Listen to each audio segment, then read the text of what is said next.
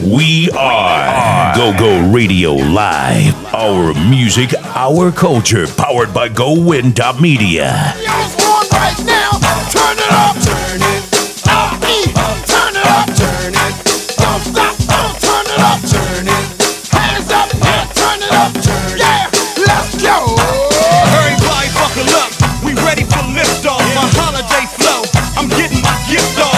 Haters gon' hate, it ain't nothing to trip off. I tell them from the go, I ain't the one to piss off. It's another hit from the inner city groove. People come and go, but the brand still moving. Sticking to the script for 30 years, they proved it. Thinking that the train won't stop is amusing. We turning up the heat, no more excuses. Drinking so hard, we lead a club ruthless. This a RE party, we do this. One thing about that is we ain't losing. Shout to all the crews, y'all know what to do. One hand in the air, ladies can do it too. If the beat gets you hyped, turn it from left to right. If you really feel the band, then put up your other hand and DJ, turn it up, turn it. Don't stop, turn it up now. Turn it, turn it up, turn it. Come on, turn it up, yeah. It's time to turn up again. The people at the door, please let them in. Talisa, Keisha, also Pam. They like to turn it up, they love this jam. Put your hands in the air, cause here I am. With the weirdest band alive, they cranking man. And all my ratchet girls, no drama man. Corleone's on the mic, R.E.'s the band. Meet up with your team, time to get it. Cheers to the good life, yeah we with it. Bottles passed around, show some love. Pretty girls in the club, show some love. City to city, town to town. Even LA, crave the sound. ATL, they love it now. Shorty Corleone, DC, turn up right now. Soldier, turn it up, turn it. Bartender, turn it up, turn it. Security, turn it up, turn it. Everybody in the club, y'all turn it up. Loud, loud.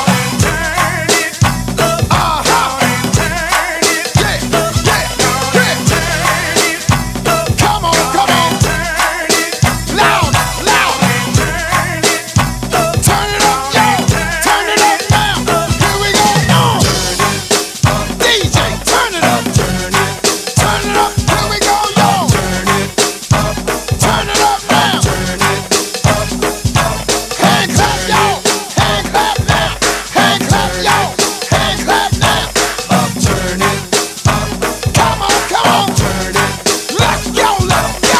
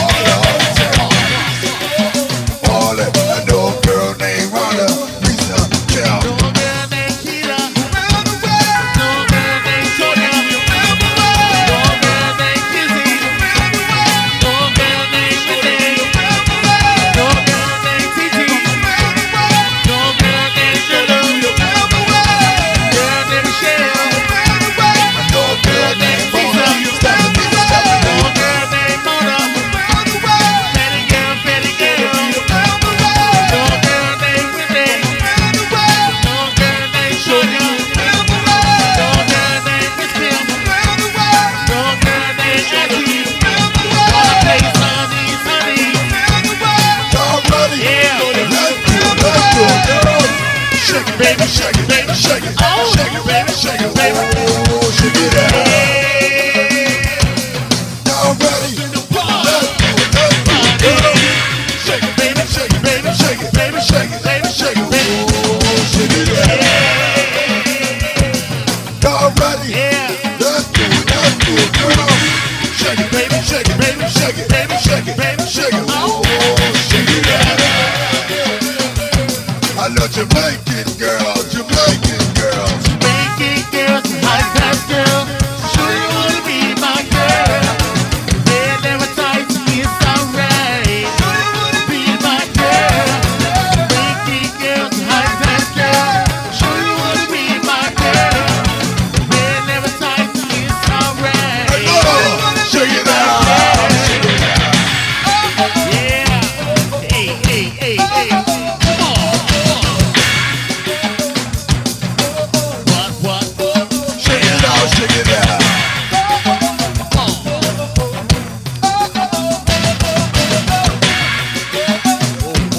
No girl named Kim.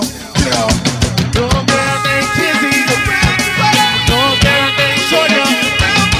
Gonna shake it. Good morning. Thank you for tuning in to the brand new GoWin radio show on GoGo Radio Live and Win DC Radio, all wrapped up in GoWin.media. It's your main man, Nico the GoGoologist. I'm here with my lovely host who came in smelling good, looking good, doing like she always do, Miss Queen Key. I'm still getting accustomed to the Queen Key, y'all. I'll tell y'all, because they called me Princess for so long. Well, but I done got a promotion. Yeah, it's called an upgrade. I ain't nothing wrong with an upgrade. Upgrade me, shoot. That's right.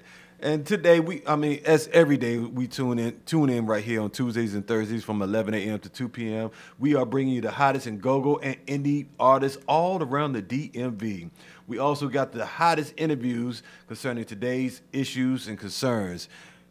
We got a lot of them to talk about today, so we're gonna get into that. But I cannot forget to introduce who will be here at the 12 o'clock hour.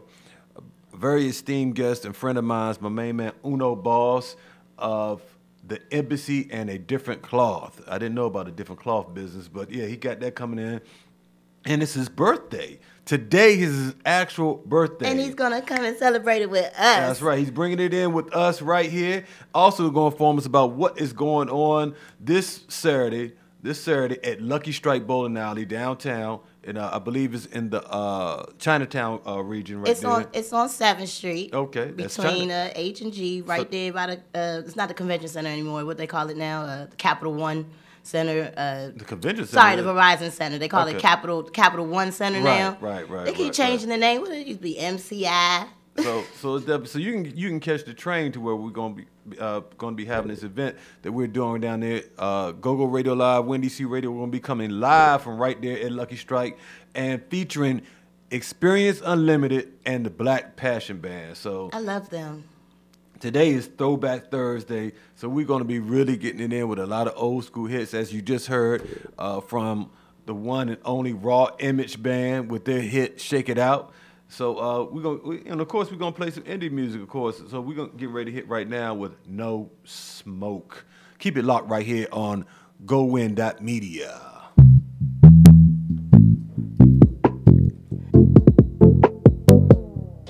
You don't want no smoke.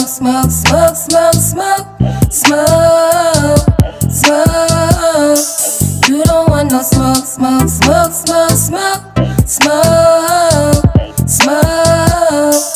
You don't want no. I just wanna smoke. You don't want no. I just wanna smoke. You don't want no smoke.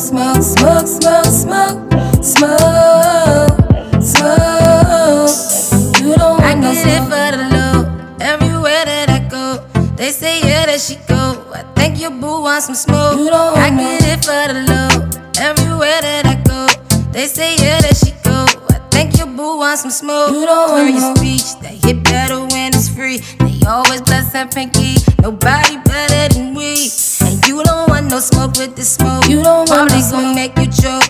Puff the boat in this drove, I get it for the low. I don't smoke with everybody. I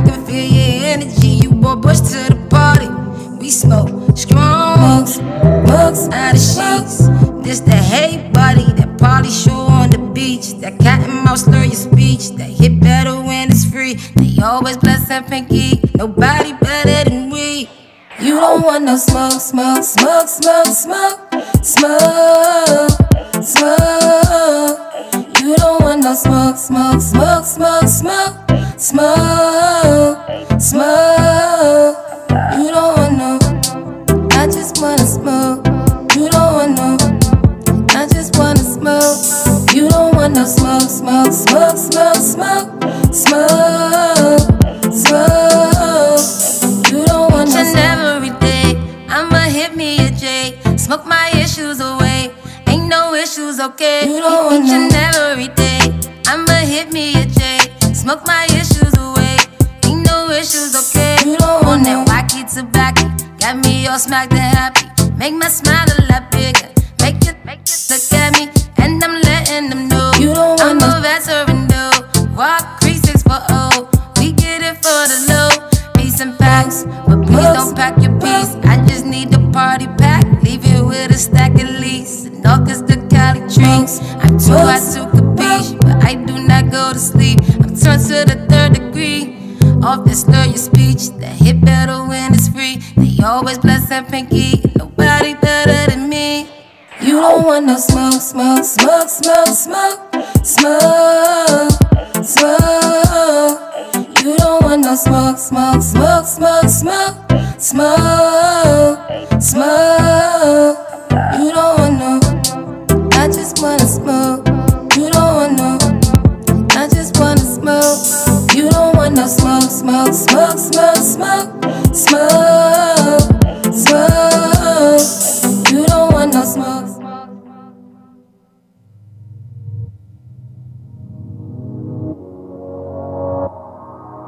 Young outside.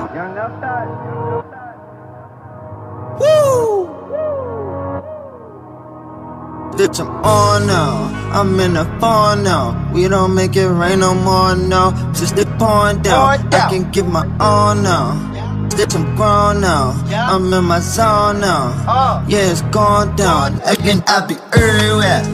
You ain't never there. Every time I look up, see the same. Just everywhere. Can't wait to get this money. I'm gon' take my ticket everywhere. Take them pistols everywhere. I got hitters everywhere. I got just everywhere. Take them just everywhere. Every time I look up, see the same. Just everywhere. I still come from DCX about us. We ain't scary here. Take them pistols everywhere. I got hitters everywhere. I'm on top of the mountains and I'm screaming fuck the world. My bitch so bad she look just like a Powerpuff Girl. 1942, come on and take shots to your Earl. I wake up like who you? I got some missed calls from my girl. Chain lighting up the room like I'm a damn electrician. I got some little buddies tryna see what's up with ya. And one thing that I learned is that you never trust second. And if I have a daughter, she can't fuck without second. They be like, hey Glizzy, why you still ain't mainstream? I'm loyal to my fucking you still got that same dream. Underground king, rest in peace, the Pimp C. Bitch, I am a boss, can't let a nigga pimp me. I be everywhere.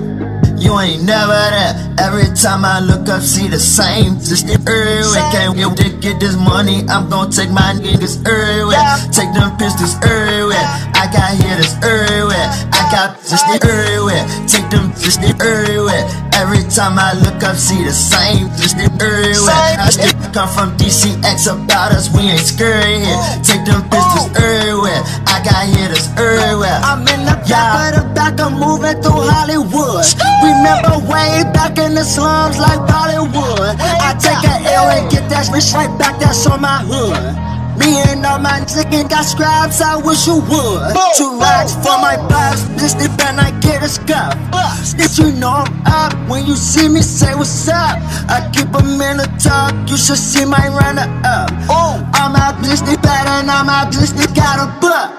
Come on with them bands, man. One thing we ain't playing fat. I was really on the block, boy, you couldn't stand there. Came out with a plan, yeah. Turned out with my man, yeah. Watch how I go ham if they just give me a chance, yeah.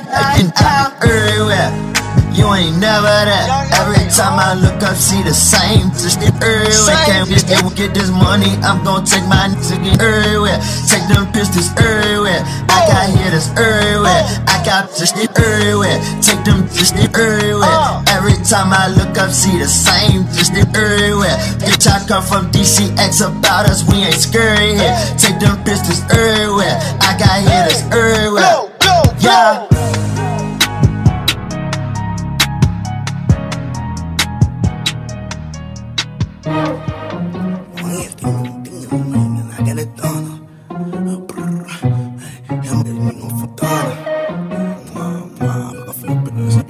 Don Gotti did that. He did that. He did that.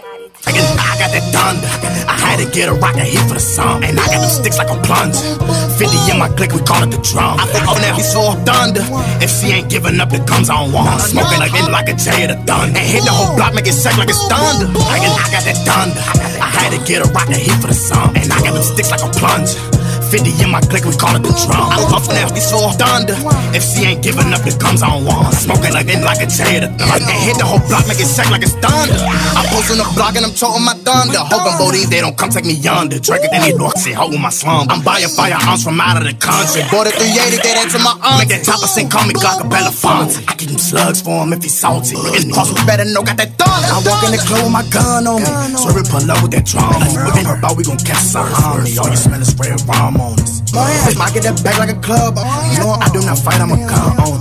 You're looking for me, so you know where to find me. I don't do front, so they shoot on consign. I'm still waiting in this, get a try it. Send a location for me, then I'm slide. Pull up and hop on the fan and I'm fine. Put the chopper to his neck like a fire. So the dummy, you glick and it came with no fire. Flatlining, and locker was iron. 40 your face, I'm nigga, no die. You on the back street with them bodies be pieing. I got that thunder.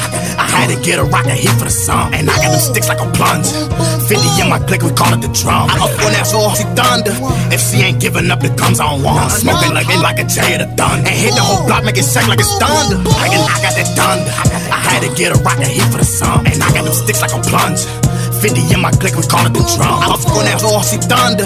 If she ain't giving up the guns on one. Smoking like a J of the thunder. And hit the whole block, make it shake like it's thunder. I smoke up bags of the thunder. That one ain't thunder, then I don't wanna kick the bitch out like I'm punting. Sneak this to the gang that I'm dumping. That cigarette test got me lunching. So keep your heater, get colder in the summer. We got extensions and bundles. I'm a glick boy, I don't rumble. I'm in love with Glocks. 30, 50 shots. Street sweeper, clean your block up. Hold the SK like a mop. A cooler kid came on the chop. These niggas ain't on they block. We got more glitz in the shop. I might shoot it out with the cop. All of my niggas got tats on their face. Glock will shoot straight so the Mac by his waist. Baby, yeah, all that shit, but it don't spray. For my birthday, buy a brand new AK. I got sticks like a plumber. She give me thunder while rolling up grams of the thunder. It's so many doors in this car, the Bodines get behind us, you gon' have to run her. I got that thunder. I had to get a rocket heat for the song. And I got them sticks like a plunger. 50 in my clique, we call it the drum. I'm up on that floor, see thunder. If she ain't giving up the guns on one. Smoking like a J of the thunder. And hit the whole block, make it shake like it's thunder. I got that thunder. I had to get a rocket heat for the song. And I got them sticks like a plunger. 50 in my clique, we call it the drum. I'm up on that floor, see thunder. If she ain't giving up the guns on one. Smoking like a J of the thunder. And hit the whole block, make it shake like it's thunder. Welcome back. You're tuned in to the new GoWin radio show. I'm here with my lovely host, Miss Queen Key, and I'm your host, Nico the Gogoologist. And I just want to talk about for a minute the event that we went to Tuesday night at Martini's for Princess Monet, the concert benefit that the Go-Go community came in and showed love. It was really not only a heartfelt event, but it was very prosperous. It was good to see people in this community show the affection they have for their own that has supported them in the past. It came out, indeed. Yes. I mean, I can always say we would love to see more, from a lot of people. Now, I've heard some people say that, well, I didn't know. It is what it is. People are going to say what they're going to say, but at the end of the day, it was a good turnout. It was a good amount of money that was raised. I'm very happy for that. But I was really impressed with the bands. Yeah. They were cranking. Yeah, the A-Team featured Stomp. was- Steve Roy. yeah, Steve Roy. Steve Roy and Cal started it off. Killer Cow. Oh, They yeah. was killing. Yeah, Killer yeah, Cow. yeah, without a doubt. Roy did his thing. Roy, I'm not even sure. I asked him the song that they had came out with. He told me, and I can't remember because it was loud in the club and whatnot. But he let the band roll that thing out. I mean, Stomp and Smoke as always be locked. Man, they was cranking. They was cranking. I would love to have an audio of that right there. We did air it live on the air.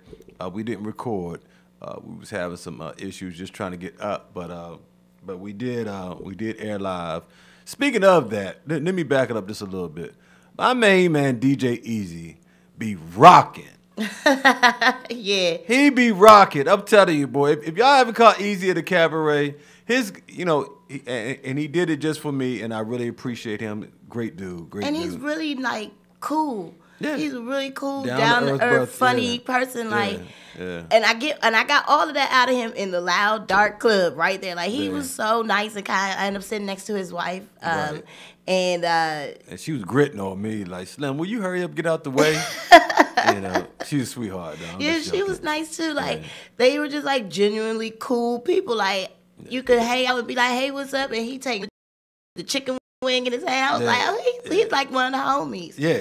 Easy been around for a minute. He been doing cabarets for more than a minute, and I mean, he did a go-go set that was so cranky. It was. He turned the party out right before he the had band came. he had people out there on the floor off the go. I mean, the band didn't even have to play. He was turning that joint out. So, but I'm used to that from when we used to be at the La Fonte Blue, when he used to warm up the show. Shout out to Made in the City and my main man Martin Cooper and Jermaine for putting that thing on. Still probably the biggest weekly party that the DMV has seen in a long time, because they used to get some crazy numbers out there.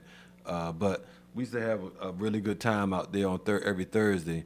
But yeah, it just, he really did his thing. But back to the band, what was the highlight for you? Hold on, before we go right to the band, just like how the DJ is supposed to put the mood in a room, like at a certain level, Right.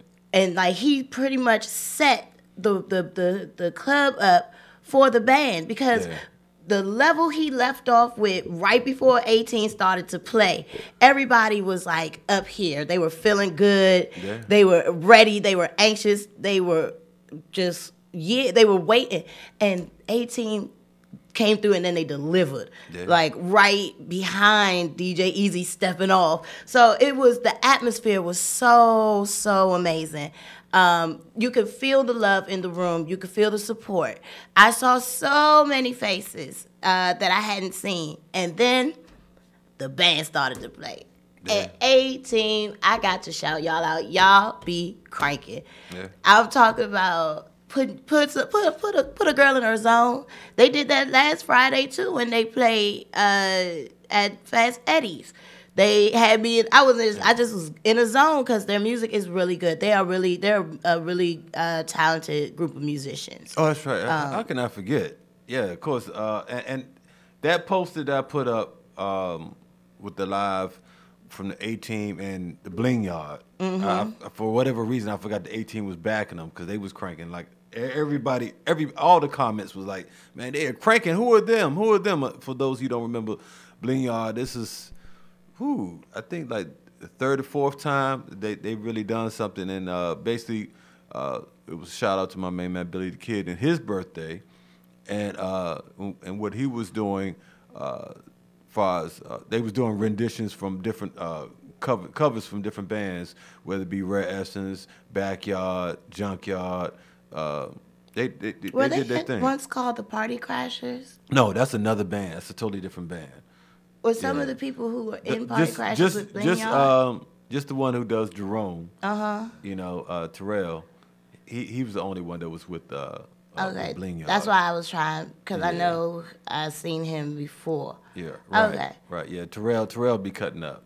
Yeah, he's a fool. Yeah, he be cutting up. He be doing his Jerome from Martin impersonation. For those of you who are out here on the World Wide Web, you know, listening all around the world, the Party Crashers is a go-go band that does their thing with some members from different cast member impersonations from Martin, and you know, on the front line. And but they got a nice little sound too. But back to Tuesday night, my highlight personally was when 32 came up there, and he was at first it was just 32 rapper. I'm sorry, 32 Killer Cow and Steve Roy, and 32 was having them, you know, hit certain hits that, you know, he's done in the past.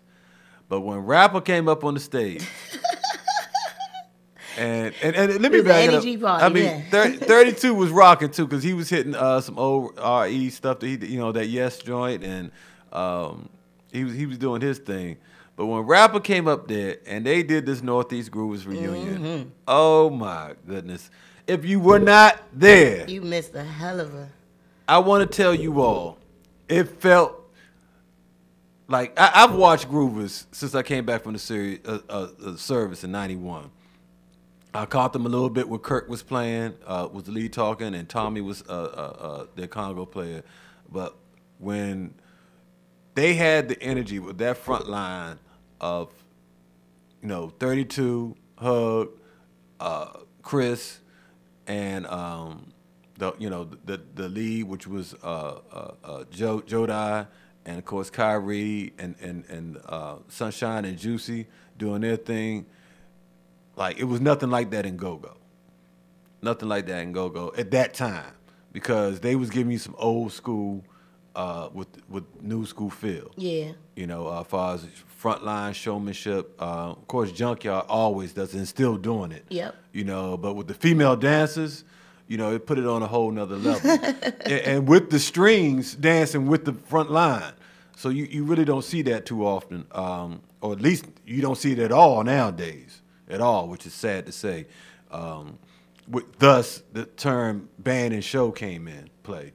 But because there's a difference. But 32 and Rapper gave me that feel back, because they was doing all the old steps. Even 32 was backing up and doing Hugs lines. I know, they was killing it. He was doing Like Mike and, you know, all the little jokes. I was like, man. He was everybody on the front line. Oh, my God. Deuce. And just a reminder for y'all, or not even a reminder, I'm putting it out there right now. So 32 will be on the show this coming Tuesday.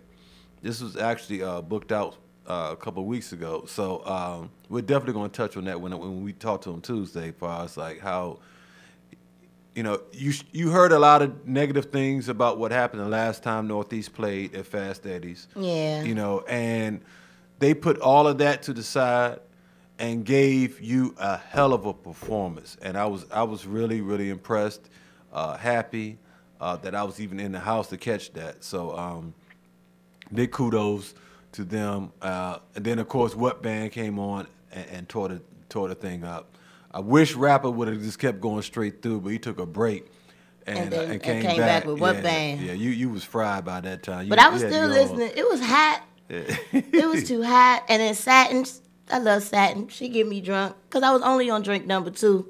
And I was like, yeah, it's too hot. I'm ready to go. Plus, I had been up all night the night before. I had rehearsal last night, too. I'm still tired. I'm rolling on minimal hours of sleep. But that's that music life, though. I couldn't miss the benefit. Right. I had to come out, you know. Right. And I'm really glad that I did. I made it halfway through What Band set. Before I went outside for air, and then I was outside for air, and I was like, you know what, I'm already outside. keep it moving, huh? I had people donate from DCRA. Oh, really? Yeah, they they said they wouldn't be able to make it out to Fort Washington, but they gave me money to donate at the door for Monet. That's beautiful. And us here at the GoWin radio show, we donated on event on GoFundMe. Mm-hmm. So everybody who's listening, go to GoFundMe and look up Princess Monet's homegoing fund. Service, yes. Please donate, because that little girl was a princess, and she's gone on to heaven. And her mama, she made me cry. She's a strong sister.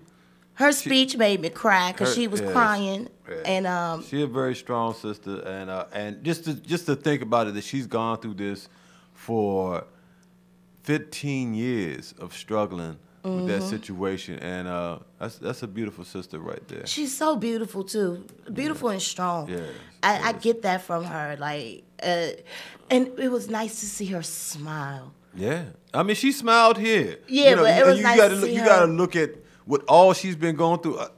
It will break a lesser person. Yeah, yeah. It will break, and what's even just as beautiful is her sisters in arms, Diamond Star Divas, standing up next to her and holding her up, and doing what they did for that sister right there. That is how the community should represent itself. Us as a community, and I'm talking about black folks as a whole, and I'm death on this. And if any of you know me, you know how I feel about this.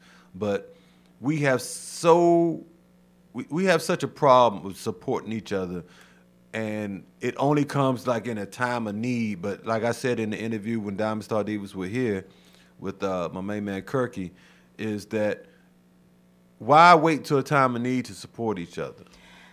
I once heard somebody say, funny enough, at a funeral, that why does it always take a funeral? Right. That is how the pastor started the eulogy for my Congo player's nephew who had gotten killed year before last. And I'll never forget it. That's how he started, and he let it settle over the church. He said, why does it always take a funeral for us to come together, for us to call each other and reach out and show love and support one another and be each other's shoulders and hold each other up? Why does it always have to be in death's presence when that is done? Why can we not do that without the presence of death? Why can we not do that as a people every day, continuously, not just in the wake of tragedy, but even on a good day, on a okay day, on a medium day, on a bad day? We should be there for each other. I really wish my people would get that in their minds, but y'all know why. I know why that happens. It's still part of the conditioning. We are still not completely free as a people, and we have a lot of reversing in mentality to do, and that's the most difficult thing to do, is unlearn a bad habit and a bad way of thinking. It's in our blood to not love each other and hold each other up, but we can change that. You know, there's always the future and tomorrow and the next day to start working on these things. But it was really nice to see everybody come out on Tuesday and support Princess Monet and her mom, DSD Reds. Yeah, that was beautiful. But what I would like to see in the near future is for us to use something like this to bring the whole community together, instead of us, like you said, waiting on death's bed. You know, so these the opportunities when you see people like you said you haven't seen in a long time. You know, I ran into quite a few people I haven't seen in a while. You know, but I haven't been out as much, you know, due to my physical situation. But you know, just, you know, the surprise and the good feelings that you get when you see people you haven't seen in a long time. We shouldn't have to wait on those type of things. Other races do it on a regular basis. All the time. On a regular basis. You know, for us, you know, it just seems like we have to wait for the drama, you know. So, but look, let's get ready to play some good old music. You know, it is Throwback Thursday. So what we're going to do is get into some of this crank. Get them baby pictures out, too. Yeah. I want to see y'all Throwback Thursday pics. Go ahead, post them up for me. Let me see. Okay. Hey, you heard it. Yeah. Matter of fact, y'all can hit the GoWin Radio Facebook page. Do a search on that, GoWin Radio Facebook page, and hit us up. So right now, we're going to go into some backyard. Matter of fact, for those who weren't there Friday, this past Friday, we didn't talk about it on Tuesday, but my main man Bruce from Backyard Band was playing with Billy the Kid and them, the Bling Yard crew, and he was hitting some of this, and we're gonna play it right here. You got 5 on it, right here live on GoGo Radio Live, Windy C Radio, all wrapped up in GoWin.media.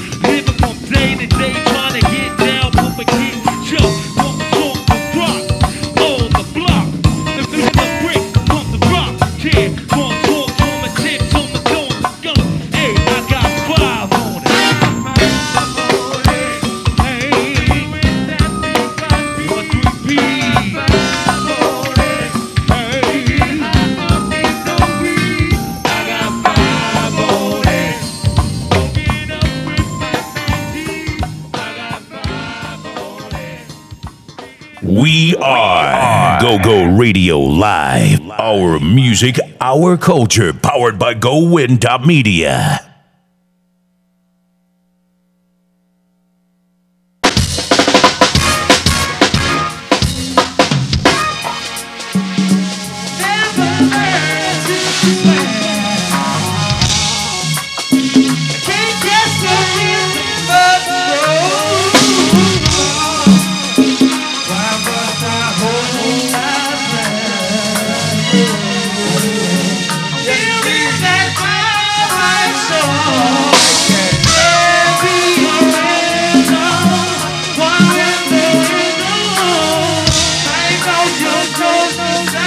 Sing it,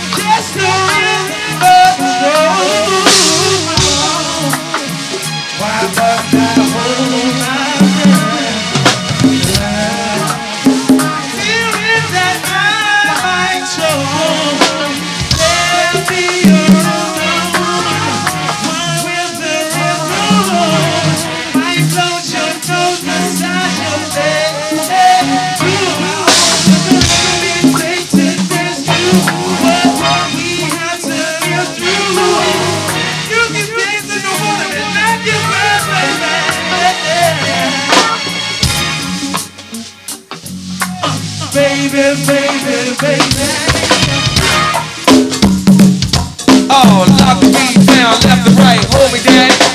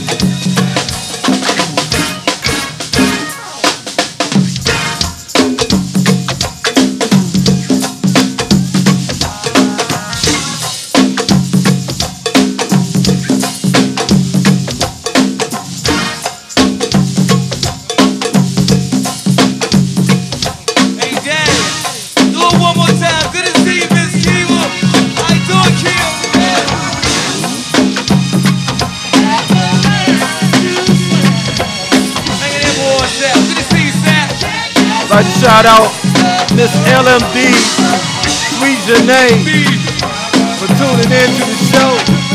Yes, indeed. Oh, can't forget about you, Big Dog. What's up, Big Dog Walker? What's good with you?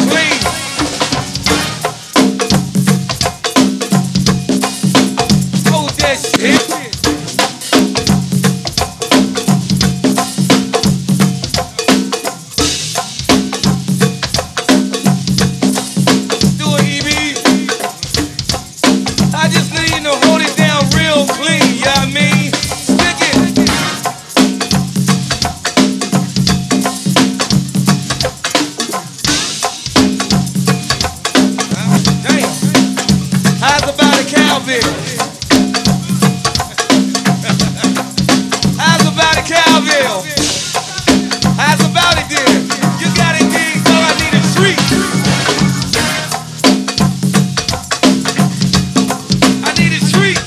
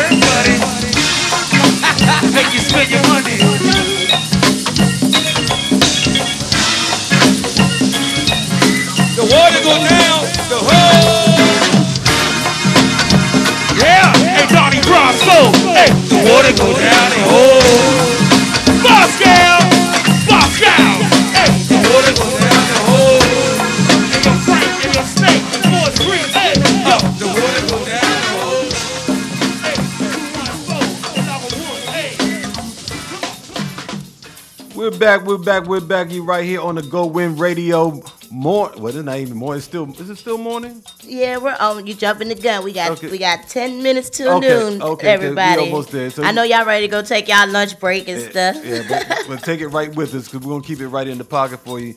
So yeah, y'all, you tuned into the GoGo Radio Live and Win DC Radio, all wrapped up in GoWin.media. Hey, Queen Key. I sent you something earlier this week, and I just could not wait to get on top of this topic. I'm telling you, this topic right here was really, really serious, and I'm gonna let you take the lead with it because for those you don't know, well, of course, it's Black History Month, but this article really hit home for me, and we got it. I'm gonna give the credit where credit's due. The Root put this article out. Go ahead, Quinky. So it's supposed to be Black History Month, but I don't know. I don't know about the world today, y'all. So the Boston Police Department, for the 1 month that we get, Black History Month, the short month of the year, 28 whole days. The Boston Police Department, the wonderful, non-racist Boston Police Department, decides that for Black History Month and their Black History Month celebrations, that they're going to celebrate Coach Reds, the white man. Yes, the basketball coach for the Boston Celtics. He was the GM and Red Auerbach. Guess what? I don't care about none of that stuff, okay? Seriously, it's already disrespectful, period, that out of all the highly achieving black men from Boston that you pick Coach Reds. Now, don't get me wrong, yes, he drafted the first black NBA player. Am I correct? And he also fielded the first all-5 starting team in the NBA. And he's won championships, and he hired the first black coach, the great Bill Russell. Yes, the great Bill Russell. He did I guess you could say he did amazing things for blacks. But look, it is doubly disrespectful that they honored a white man for basketball. I mean, come on. That's something that blacks have slayed at and dominated since the minute we touched the court, Nico. Well, let me tell you something. And prior to that, you know, the NBA was all white. Mm-hmm. Okay, which when they put us in it, we dominated immediately. So why would they honor? Well, for I mean, let's make it as simple as possible. They always want to keep it in our face that they gave us an opportunity. Ooh. Okay. No. We gave him an opportunity to line them pockets. Okay. Yeah. Let's deep down inside, he didn't do that for. Oh, let me go help the little black boy achieve. Because he was the one. Bill Russell was also one of the first NBA superstars. Like they always talk about how he created that kind of superstardom, you know, thing for African Americans in basketball. But Coach Rez didn't do that for us. He didn't do that for the race or the culture. He did that for himself. Well, I'm gonna tell you, you know, white folks love to keep it in our face. Like, for those who do, they make us think they did it for us. They did it for them. Well, they like to always make it like that they gave us a platform in order for us to succeed. So without being or using the historical factor that they put us in the position to where like we was never on equal footing. But didn't we have like Negro leagues? Yeah, we did. I mean, sit next to the perfume, bro. I know how you like it. You know what I mean? Good morning. Next to the perfume. Yes.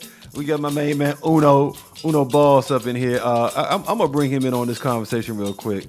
First and foremost, I like to say happy birthday to my main man Uno Boss, who just came up in the house. Yeah. So Uno, we're talking about a situation that happened in Boston. The Boston Police Department announced in Black History Day that they picked Red Auerbach to honor him for Black History Day, one of the days out of Black History Day, for the fact that he gave blacks an opportunity on the basketball court. So Miss Queen Key and I, we had, you know, obviously a little issue with that, and a lot of people in Boston also had issue with it. They sent it out as a tweet. Oh, they got slammed. Yeah. In fact, they deleted it. They deleted it. They deleted it, but it is what it is. You know how it is in the media today. You know, once it goes out on the net, it's a wrap. They reneged on it. So yeah, nig. Yeah. They reneged because then they posted another tweet honoring Bill Russell instead. Right. Later that night, and I was which Red Auerbach. Now, a lot of people don't know Red Auerbach is from D.C. He's from the Washington D.C. area. He made his home here in D.C. He saw a lot of talent here in D.C. You know, so matter of fact, him and John Thompson were very, very close friends. Mm-hmm. He drafted John Thompson. You know, so it's not like we're putting him in a racist light. No, in fact, it wasn't him. Well, I mean, God rest his soul. He's done passed on now. But it's not like he put himself up as this honor to be nominated for a person for Black History Month. So just want to get your thoughts on that, Uno. I mean, it don't make sense, but it also be the mind state of police. Like it's like it's not about you; it's about what we did for you or what you're doing. Like it's just and some white people's eyes to make it completely racial. We're just characters in their show. Pretty much. You know what I'm saying? Like a lot of people probably surprised that Boston is the North and not the racist South, but people don't understand that the North is a lot worse. That's right. In some instances than the South, they just a little more. Boston's known for racism. Yeah, like when not just Boston, but go ahead. Boston integrated schools and all of that. You saw all the protests back then. It's like we give the North a pass because a lot of us come from the South. And escape to go come to the North. It's like you got past Virginia, like, whoo, I made it. That's not really the truth. You know what I'm saying? It's like, whoa, got out of that South or get to Delaware and not realizing, like, Delaware, I don't know if they were one of the last people to let their slaves go and things like that. And actually Maryland was. And Philly is like, if you go to Philly, and they always talk about the Philadelphia fans in the stadiums and all of that. Philly, like, I went to Philly a couple times, and the last time I went, it's just like, man, Philly is racist. Like, I was like, especially when you get into them counties too. That's the birth of the nation. Like, Philly is America. But we think, all right, DC the capital, but no, Philly is where it's all written. Like, that's where Philly is the birth of the nation. Like, you know what I mean? So, Philly, Boston, like New York, like the poor doors and all of that stuff they do to black people. Like, people are surprised. So, I'm not surprised that the police in Boston would do that because, for one, look at the police across the country. Right. And for two, don't be surprised because of the North, because they feel the same way. They just a little more tolerant than the people in the South because they were on a different side of the fight. They fought to free us, but they just wanted to keep the peace. Martin Luther King said that. He said, beware of the liberal. And the northern people are white liberals. Again, when I say white, I want to say make it racial. But Martin Luther King said, beware of the white liberals, because all they want is peace. They'll be like, hey, give them this just to keep the peace because they know we gonna turn up. Right. So that don't mean they really care about your liberties and what you believe in. They just want peace. Well, don't ever fall for that. One thing on that, before we go to break, is Malcolm X always said this: I'd rather deal with the wolf than the fox. And the wolf was down south. And so the fox was up north. And what he meant by that is, you got some people who's going to show you they're racist. Yeah. And then you got some people who's going to be racist behind your back. Like a sly fox. Right. Yep. So I tell you what, when we come back from our break, we're going to give you a proper introduction. And because this brother right here, he's contributed a lot to not only the go-go culture, but to the DC culture within itself. And I personally have felt for years that you never gotten the respect that you deserve from the masses. So we're gonna get into that a little bit. So when we come right back, you're tuned into the GoWin Radio Show right here on GoGo Radio Live, Win DC Radio, all wrapped up in GoWin.media. The Shops at Iverson is now undergoing a transformation, creating a mixed-use center where the community can come together to eat, shop, relax, and feel connected. The Shops at Iverson is a 600 KSF mixed-use property consisting of retail and office space now available. Located inside the Beltway on Branch Avenue, Maryland, just minutes from downtown DC. It's an exciting time at the Shops at Iverson. Several beautiful renovation projects are ongoing, transforming the Shops at Iverson into the new safe community hub. DMV, get ready to enjoy the new food court. Opening late spring, early summer, featuring new restaurants like Chipotle, Quickway Hibachi, Tropical Smoothie, Wingstop, and free Wi-Fi. The Shops at Iverson, the original home of the world-famous Snickerdoodle cookies, is completing several cosmetic improvements to the mall interior, facade, and parking garage. The Shops at Iverson is the new home of GoWin Media, comprised of the DMV's premier internet radio stations, GoGo Radio Live and Win DC Radio. For updates and more details, check out shopiverson.com. That's shopiverson.com. What's up, family? This is Reverend Tony Lee, the pastor of Community of Hope AME Church, lower level of the Iverson Mall, and I want to welcome you and tell you to come and join me, Community of Hope, each and every Sunday morning, 8 a.m., 10 a.m., 12 noon. That's right, 8 a.m., 10 a.m., 12 noon, lower level of the Iverson Mall. And we say it every Sunday that we're the Community of Hope, where everybody has a chance. And we don't care who you are, what you've done, who you did it with. Don't care if you did it last night, woke up doing it this morning, but when you get to church, you're in the right place at the right time to become all that God has called you to become. Don't you worry about getting out your best suit. You come as you are, because God loves you just as you are. That's Community of Hope AME Church, lower level of the Iverson Mall. And did I tell you we got that crank? You need to get some further information or to watch us streaming online. www.hiphopenation.com. www.hiphopenation.com. This your man Reverend Tony Lee's in them. All right, I'll holler and I'll see you there. Ladies, fellas, if you've ever had sex with no protection, I need you to listen up. I get it. Sex happens, but stay safe. You could have an STD or HIV and not even know it. What should you do? Get tested for STDs and HIV right in Prince George's County at Heart to Hand, a nonprofit in Largo. Tests are free or low cost. Take out your phone and text TESTED to 21,000. That's TESTED. Text it to 21000 or call Heart to Hand at 301-772-0103 for details. Hey man, it's your main man, DJ Batman, coming to you live from GoGo Radio Live. Right here, each and every Friday, 4 p.m. to 6 p.m. Tune in and turn up for my rush hour party. Let's get the weekend started together. Y'all ready to party? Y'all know how I get down, man. It's the one and only DJ Batman. You know what I'm saying? It's showtime.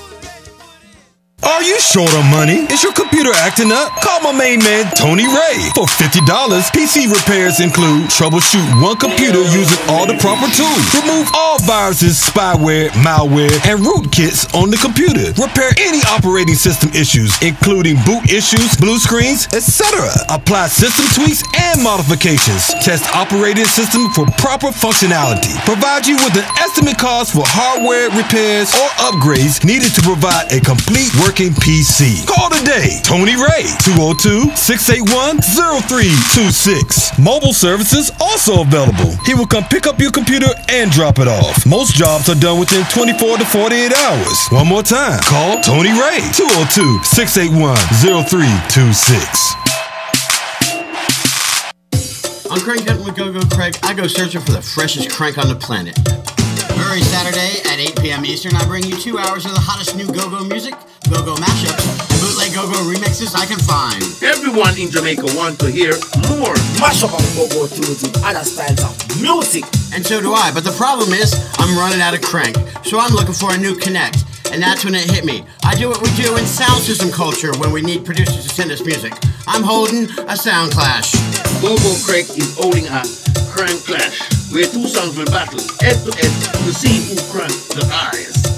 So any go-go bands or producers who want to compete in the crank clash? King April is calling all of the bedroom producer, sound system, and go-go bands to email gogocraig@gmail.com. Remixes of classic go-go songs that mash up on go-go tunes and other styles of music. A new crank clash every Saturday at 8 p.m. only on GoGo Radio Live. The directors. Fast life, the kind you see on TV. I got places to go, I got people to see. I mean, everybody wanna be loved sometime, you know. And I'm sure one day my heart will get took. But for right now, I'm just not looking.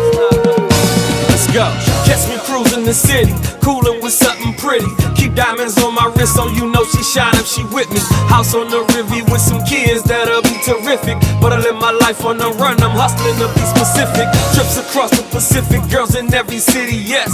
Cruising South Beach on scooters, trying to get my willy wet. Call a cab, tell them take a septic KOD. I tip them, but I don't kiss them, so mommy say la vie. That's the side B. That's how I play a dude. Only in town for the weekend, so they loving the crew. I see the club like the freak that ain't come to find my boo. Cause every chicken is probably hitting the same dude. Chain of fools. Everybody needs somebody. But you know it take a fool to learn that love don't love nobody. Everybody play the fool. Some tricks I'm cooking for it. I'm young and yet to find love. Cause I ain't looking for it. I travel around the world. Every town I go, around the world. But no, I'm not looking for love.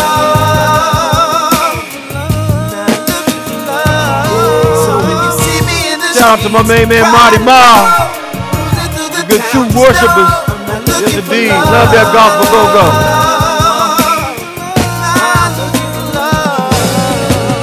I ain't no Superman to pretend we'll be phony.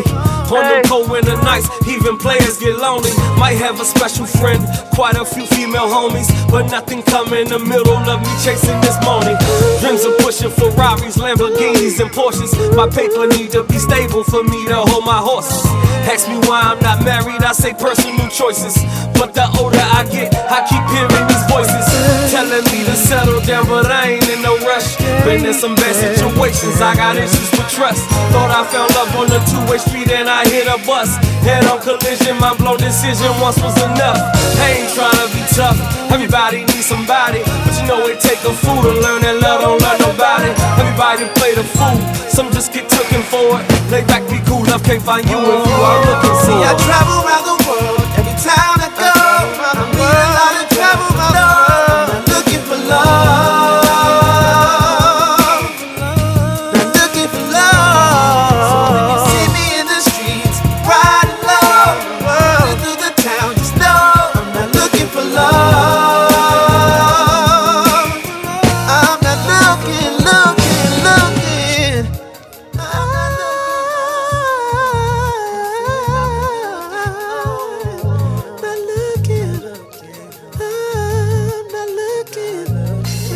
See, I travel around the world, every town I go, meet a lot of girls I know. I'm not looking for love. See, I travel around the world, every town I go, I meet a lot of girls, but no, I'm not looking for love.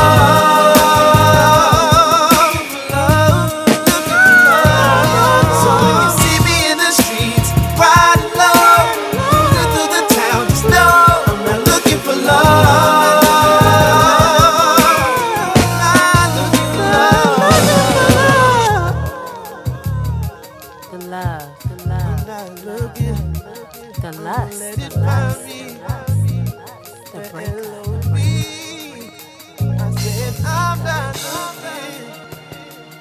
I'm gonna let it find me.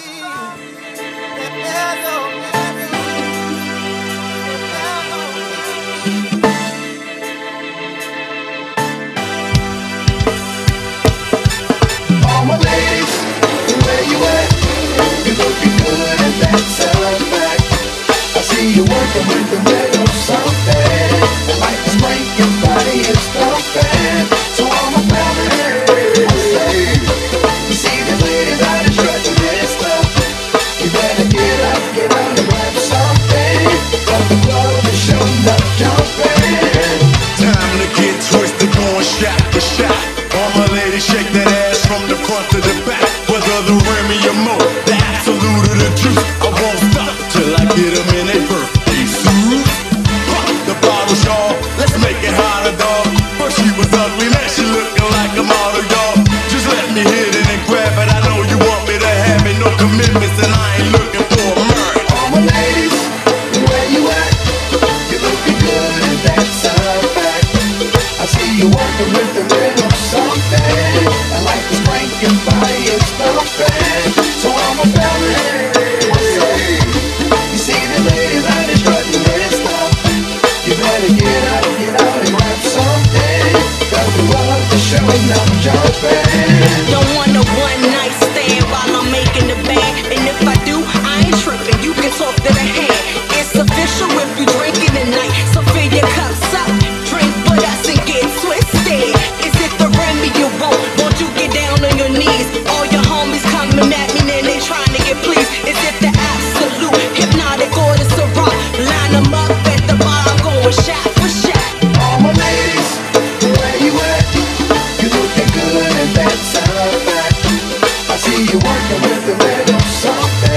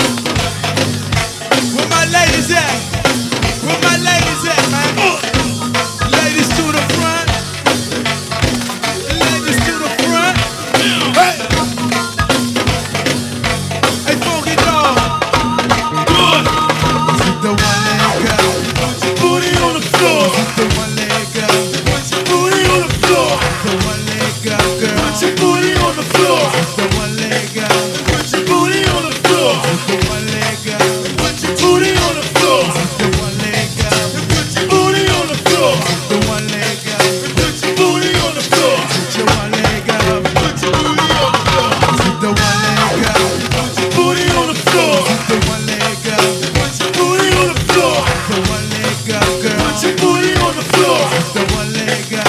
Put your booty on the floor. Put the one leg up. Put your booty on the floor. Put the one leg up. Put your booty on the floor. Put the one leg up. Put your booty on the floor. Put your one leg up. Put your booty on the floor. Put your one leg up. Put your booty on the floor. Put your one leg up. Put your booty on the floor. Put your one leg up. Put your booty on the floor. Put your one leg up. Put the good on the floor.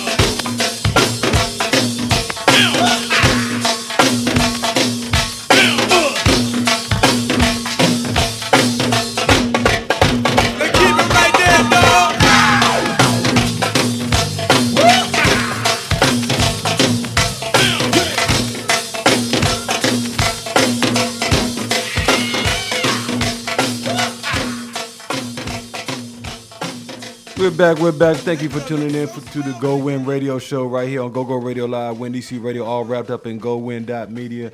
I'm sitting here with my lovely host, Queen Key, and I got my main man, Uno Boss, who's in the house. What's up, Uno? And once again, happy birthday again to you, bro. Happy birthday to you, my man. And I'm really proud of the fact that you're able to bring in your birthday with us. This is our, third show? Fourth show? Oh, no, I stopped counting. Yeah, so I decided to put together this platform, man. Top 5. Yeah.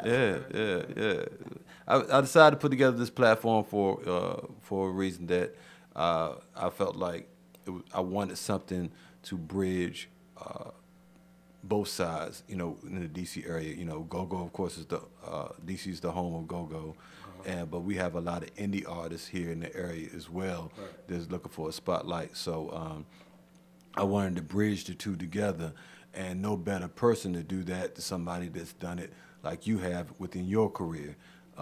You've worked on both sides, whether it being an artist or a promoter, working with artists, on both sides, being on the go-go side and in the music. Well, I hate to call it the music side because go-go is music as well, right? It's all music, yeah. So, but just for those to have an understanding that you're one of the well-rounded producers that a lot of people don't necessarily talk about as much as others are out here, and so I'd like to give people a little bit of background with you.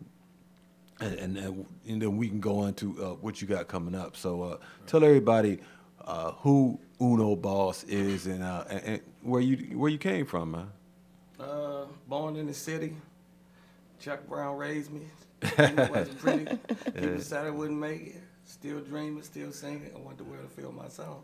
That's from the song "Show Me Love" we did with Chuck Brown. But that's all our story. You know what I'm saying? Come up. Good Christian mother. Father. What part of DC you from? I'm from Benton Road, Southeast. Oh, okay. You on the southeast side? Yeah. Okay. The joke with my homies, they call it lesser Southeast because we close to East Capitol. They call us Northeast, Southeast, but it's on just a different side of East Capitol. I'm from Southeast. Right. Period. Right. So just come up. You know what I'm saying? Come up in the church. What school you went to? I went to Fletcher Johnson for about 13 years, from pre-K to 9, if that's 13. Then I went to H.D. Woodson. I was supposed to go to Dunbar. Right. I'm an H.D. Woodson warrior, proud one. Okay. Yeah. What kept you from going to Dunbar? Yeah, you said supposed because to. My whole family went to Woodson. Okay. But Coach McLeesa came to some of my games and was like, hey, come up here. And Anna, because my best friend went to Anna, Ricardo. What you play? You said you coach? Everything. I played baseball, football, and basketball all my life, but I stopped and started just focusing on basketball. So when I was in junior high, they was like, come to Dunbar. And then my man was like, I'm going to Anacostia. So we split. My best friend I played with since we was 8. And he was the quarterback of basketball at Anacostia, Ricardo Gibson. And he died, like on the basketball court. Wow. But so it was like we split up, and I didn't go to Dunbar. I wanted to go where my brothers went, because my brother was in the band at Woodson, and my other brother was just like kind of popular at HD, so it was like I followed my family legacy, and Woodson wasn't a basketball school per se, but that's where I went. We ended up making the championship during my year. Shout out to my mom. Okay. And I was a basketball. What year? I was sports first. What year y'all make the championship? Class of '96. Oh, the year we went to the championship was 1995. We Okay. played against Cardozo. Okay. Shout out snap. to Sheik, Eric, and Monty. I always say they ruined my life because they stopped us from going to the Coldfield House so the scouts could see it. Right. Yes, Right. that's Yeah, how I that joke Coldfield every time I House see was the Sheik. thing too. Yeah, like we would have got to play on TV. Who knows? Yeah. How they stop it? How Nah, I they just cop? say that because they beat us. Like, you know what I'm saying? Like, the Right. joke was like, man, y'all beat us. Because we wasn't a basketball school. Mhm. And, Right. like, wasn't no basketball superstar. It was a football team. But it was like, football school. Yeah. that would have put us in front of people. We could have ended up at least at D3. That's just our joke. It was like, man, we didn't get to play at the Coldfield because we was like a Cinderella that year. We wasn't really ranked or nothing like that. But that's always what I Y'all were the Sheik about. underdogs. Yeah, we was like the underdogs. And they were too, though. It was like two underdogs. And Sheik was like this young dude that came out of nowhere with all the tricks. And he like was killing us. And then it was like, that was like the greatest, one of the greatest. That was probably one of the greatest championship performances in DCIAA history. I had 24 points in one half. What? Like, brought us back, and then Sheik just did some crazy stuff and just ruined our basketball lives. But Sheik is the blessing because I'd probably still be focused on I basketball. ended up going to. I went to junior college to play basketball. Like, two of my roommates from junior college, they went to the NBA. So I still pursued it. And then once I got in trouble in junior college, and the coach wouldn't let me come back. What JC you went to? I went to Butler County Community College in Kansas. Oh, okay. Oh, yeah. So, and then I got in trouble. And then, I mean, it was just like something with my roommates. Yeah. And then I came back home, and it was just like, I still had that hoops. It was like basketball or nothing. I went, Right. was trying to go to JUCO in Florida because I ended up in junior college anyway because not being a dummy, not because I was a dummy, meaning we didn't have like the way they grooming these kids now. Yeah. We didn't have that where they just follow you around all day and teach you about all of this from the age of 13. I didn't know that your grades from 9 through 12 count. So we would, I could have like a 3.5 in September when I needed the grades for basketball. Then after it was cool, like we'd be down the basketball court playing. We would leave school at halftime and take a quarter of the school with us, and we'd be down Watts hooping. Like anybody that went to HD, they'd tell you, like we'd go to Watts at halftime, and it would be like neighborhood games, like 58 against Huntwood, or my side of East Capitol Street against Watts and 58. Like it was all basketball. Like music came after I came home, got kicked out of school, and ended up just out there in the street, almost getting shot and all that. I'm like, man, what you doing out here? Like, you know what I'm saying? Then Right. I just was like, I always had music in me since a kid. Want to shout out my main man Scooter, who's tuned in. You know your man yeah, Scooter. Scooter, my man, big city fan. Yeah, For life. yeah. Appreciate you for tuning in, Scooter. Happy G Day. They telling you got birthday shout outs. Yeah. Appreciate y'all. Today is my actual 40th birthday. Yeah, we're gonna. Black don't crack y'all. Y'all look 40, do he smile for the camera. Nah. He been holding it down. I mean, he been living all right though. So you know, so with that being said, basketball being in the rearview mirror now. What was the inspiration for his music, and how did you first start out, as an artist or what, or as a producer? The music, I got into music from my family. Like my brother he bought all the old Roland I-8 machines and the big ASR samplers and all that back in the day. My oldest brother, he wanted to be a rapper. He was like a conscious rapper. Like, Okay. he used to perform at the Black Family Reunion and all of that. Right. He was 13 years older than me. Right. So I was 13, he was 26. Then my other brother, we come up, he's a pastor, the only one I got left living. He sang in the church, and I come up singing the songs he used to sing. Then my family, like where I got music from, is in my blood. Like my father used to sing to me. Like, you know what I'm saying? That's why if you listen to my Long Time Coming CD, it starts with Sam Cooke, because that's the song my father would sing to me. He'd come in the house. He used to, you know what I'm saying, do his thing, drink, whatever, bowl. But he worked hard. He come in the house, twisted, and he sing. And he used to just sing to me, and I sing his songs all the time. That's like the spirit of music is in me. And then I got a singing group like a legendary singing group in North Carolina, but they never put out commercial music, called the Fleming Sisters. That's my One more time. first, Called the the what? Fleming Sisters. They Okay. were not. You can't charge. They never charge for shows. They never put out commercial music. They just was you get their CDs for a love offering. But that's how I got songwriting from my cousin. May she rest in peace, cousin Catherine. She was a piano player, and like since I've been hearing original music since almost birth. You know what I'm saying? So that's what put it in me. And then so it was just like I had a rap group when I was a kid that my brother started letting me start, but my mom was like, no, because I come from the church. She finally started letting me go with my brother. So we started a rap group, me, my man CJ, and my man Damon. He in now. He doing like 35. You know what I'm saying? So it's like we had a rap group called The Raw Deal. We was in Fletcher Johnson. We was just writing songs. We was always writing songs and things like that because we wanted to compete with Crisscross. Like, you know what I'm saying? Like, we wanted to jump. Yeah, we was going to smack at them. We had a song like, you can't crisscross the mic check. Like, you know what I'm saying? We was going to smack at Crisscross. Y'all invented the beef. Yeah, like, but we was just trying to come up. And my brother had us in the studio, but then something happened with the group. And then I always joke with the older homie, Jerry Vines, like, Raheem manager. He doing movies and all that. Right. He came on board. And then he was taking over the group because Juke was messing with my man's sister.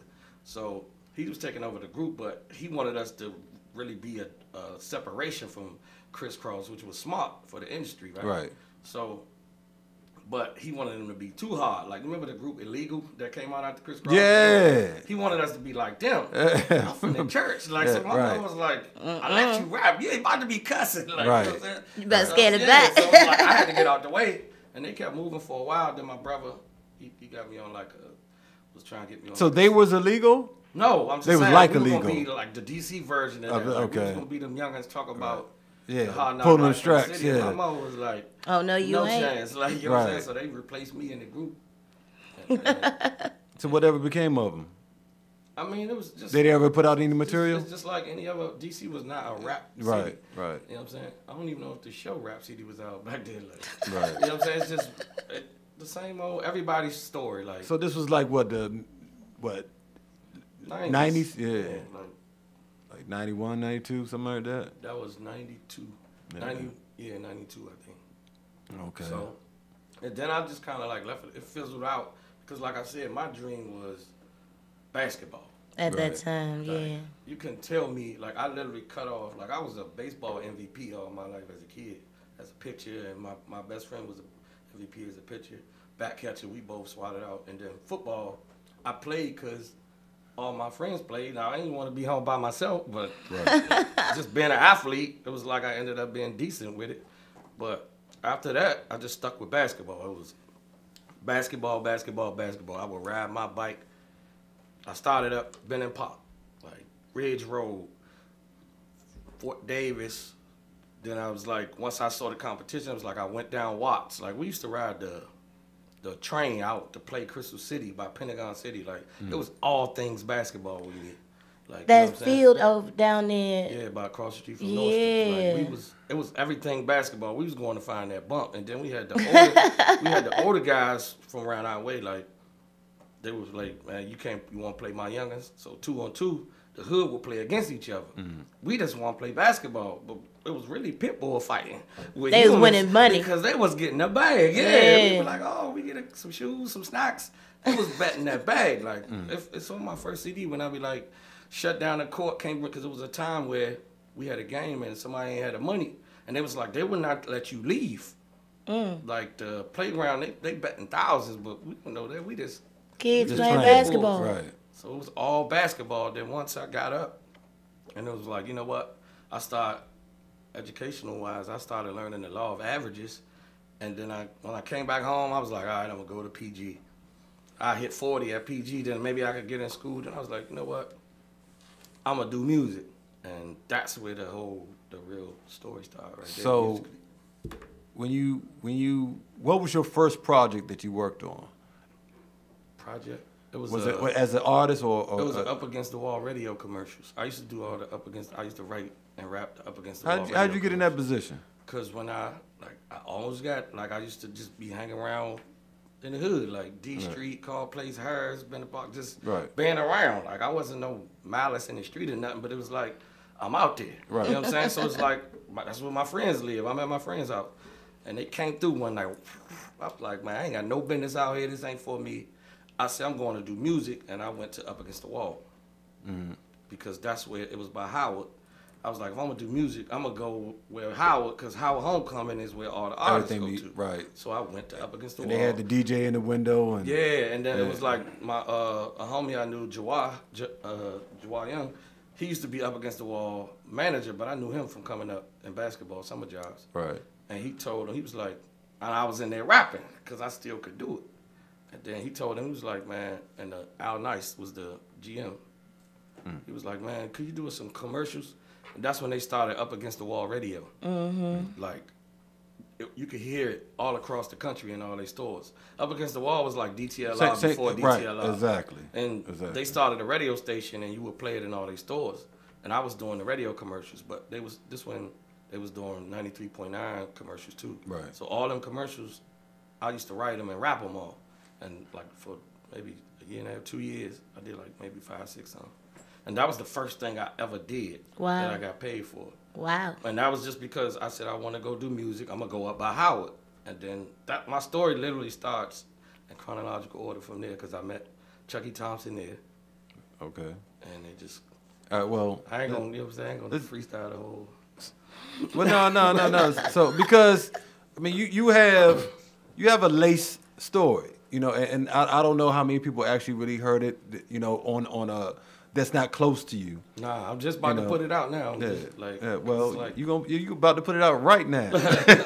No, I mean like literally like I know documentary. I know you saying. So yes. I done told it 100 times. But but tired of hearing it, but they about to see it at least. Right. So meeting Chucky Thompson at that time, what was he doing? Was he that? For those of you who don't know, Chucky Thompson was the originator of put together the Backyard Band. Chucky Thompson was.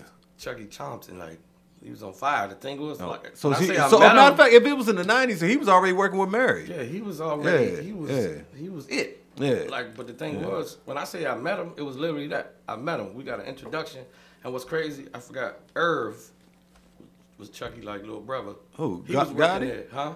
Which no, not Irv Gotti. It was never Irv. He was like Chucky little brother, and he was working there too. So that's who really him and Jawar Young, they was the ones that like was like, Chucky, you need to hear my man, because the little Howard dudes, you know, everybody was want to be rappers. Right. And I'm just the DC dude that just happened to work in the store. So the little Howard dudes would be walking up down Georgia Avenue, they ciphers. Right. And they'll pull them up, they'll come get me from hanging up Moschino. That's when Moschino and all of that was in the store.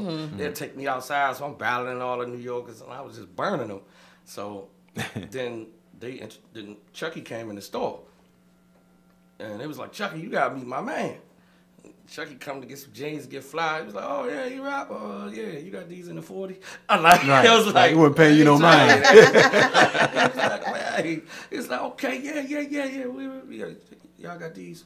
And cause you know what I'm saying? He was moving. Like he didn't come here for that. Right. Which is like regular. Respect. You know what I'm saying? But from there, like after working Up Against the Wall for a while, it's just like I've always had like a weird like problem with authorities, and that was probably one of the last jobs I ever had, you know what I'm saying? So, where I had a boss. Right. So, it was like, man, Al Nice get into it. Like, and I was like, man, you know what? I just literally dropped the broom one night. It was like, I'm out of here.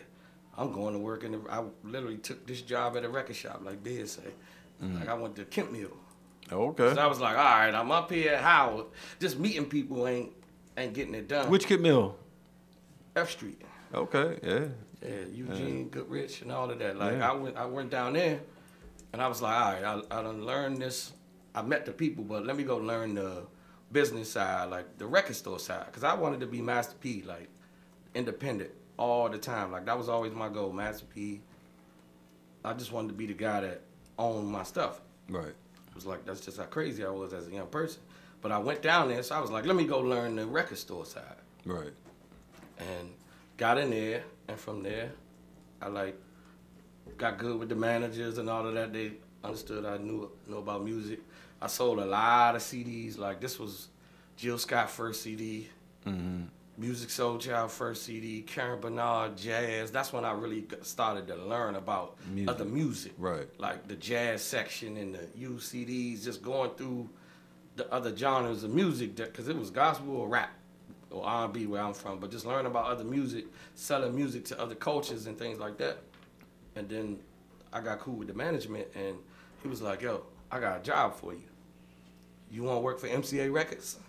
Just like that. Yeah, it was just like I got cool because he was like, I was like, all right, all I had to do was go around. So I'm working 2 jobs now. At the record store? And, yeah, and I'm working at Kent Mill, but my job was to go around to, as an for A&R? MCA, was to go around to all of the Kent Mills, all of the bookstores, and just count CDs. Like count how many. This was back when when something was coming out, they'd send you boxes and boxes and breaks of CDs. Yeah. And you would just have them all way before they come out, which is how bootlegging got started. That's later in the story. I'm gonna explain that. But it was just like I'm just going in chronological order. So that's what I'm saying. I don't want to feel like I'm talking. I will tell you what. Yeah. When we come back, because we can start right there, because the whole Kit Mill thing is close to me, because when I came home from the service, F Street was the strip. You was, listen, this is the thing. You was where I got all my go-go VHSs and stuff. You know what I'm saying? Like right there on F Street. That was your block. Yeah. Yeah, I ran that remember strip. that. That's where I know you from. I don't know the radio. I used to come when I wanted them RE pool party videos and Northeast School was pool party videos and tapes. I would have to go right there to Metro Center. Yeah. Yeah, so we did all of that. We did all of that. So check it out. We right here with my main man Uno Boss, who don't like to have a boss. Yeah, right here on the new GoWin radio show. I'm here with my lovely host Queen Key, and you are tuned into GoGo Radio Live, Win DC Radio, all wrapped up in GoWin.media. Let's check out Miss. Speaking of Queens, my main girl Michelle Blackwell and her joint Bounce right here live on GoWin.media. I am the legendary DJ Cool. She is Miss Michelle Blackwell. Y'all got about 5 seconds to get on the dance floor. Everybody bounce. Come on, let's go. Is everybody here alright? This that jam that y'all been waiting to hear all night. What she sitting down for? Won't she hit the dance floor? 5, 4, 3, 2, 1, here we go. They like it when they watch us when and all the boys that come through, they coming through just for that. All my dimes to the flow, my ladies run the show when we bend the lower end, drop it lower end. We getting dollars when they try holler when and picking up about 10 or 15 new haters when we. What you pouting for? Just bring it on the floor while we bend the lower end, drop it lower end. We on our first round, passing bottles all around on me. Hey, get your drinks in there. Let's Got go. the whole club popping from the floor to the VIP. Everybody get your hands up. Come on. Is everybody here alright? It's that jam that y'all been waiting to hear all night. What she sitting down for? Won't she hit the dance floor? 5, 4, 3, 2, 1, here we go. We hypnotize them with this and tantalize them with Shout out this. to Miss Sharon And all the Dixon for boys don't tuning know in. what We to do, appreciate so they just watch us when we. All my dimes to the flow. My ladies run the show when we bend the lower end, drop it lower end. The fellas loving when they come and join us when we get together. It's a party every time we let it. What you pouting for? Just bring it on the floor while we bend the lower end, drop it lower end. We on our first round, passing bottles all around on me. All drinks on Miss Michelle Blackwell. Got the whole club popping from the floor to the VIP. VIP, what's good? Let's go. Is everybody here alright? This that jam that y'all been waiting to hear all night.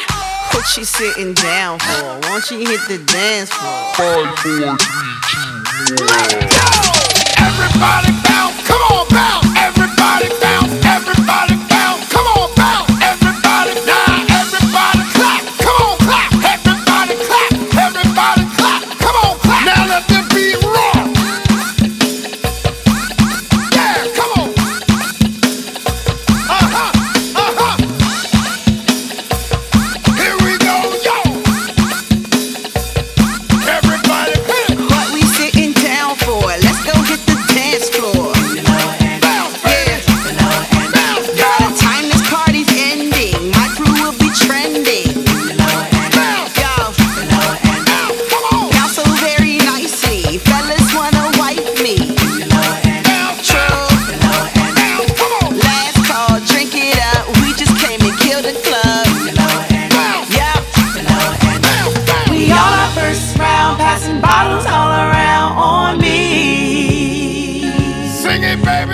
whole club popping from the floor to the VIP. Yes, pop it up here, let's go. Is everybody here alright? It's that time that y'all been waiting here all night. What you sitting down for? Won't you hit the dance floor? 5, 4, 3, 2, 1, here we go. Yeah, yeah. Keep bouncing. East Coast bounce, West Coast bounce, Dirty South bounce, everybody bounce, overseas bounce, come on. That's life. Kind you see on TV. I got places to go. I got people to see. I mean, everybody wanna be loved sometime, you know. And I'm sure one day my heart'll get took. But for right now, I'm just not looking. Let's go. Catch me cruising the city, coolin' with something pretty. Keep diamonds on my wrist so you know she shine if she with me. House on the river with some kids that'll be terrific. But I live my life on the run, I'm hustling to be specific. Trips across the Pacific, girls in every city, yes. Cruising South Beach on scooters, trying to get my willy wet. Call a cab, tell them take a septic KOD. I tip them but I don't kiss them, so mommy say la vie. That's the side B. That's how I play a dude. Only in town for the weekend, so they loving the crew. I see the club like the freak that ain't come to find my boo. Cause every chick in here's probably hitting the same dude. Chain of fools. Everybody needs somebody. But you know it take a fool to learn that love don't love nobody. Everybody play the fool. Some tricks I'm cooking for it. I'm young and yet to find love, cause I ain't looking for it. See, I travel around the world. Every town I go, around the world.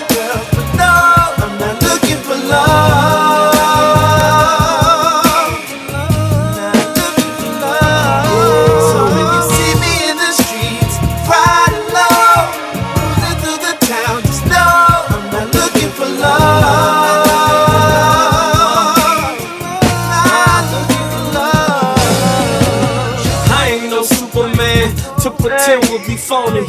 On them cold winter nights, even players get lonely. Might have a special friend, quite a few female homies, but nothing come in the middle of me chasing this morning. Dreams of pushing Ferraris, Lamborghinis, and Porsches. My paper need to be stable for me to hold my horses. Ask me why I'm not married, I say personal choices. But the older I get, I keep hearing these voices telling me to settle down, but I ain't in no rush.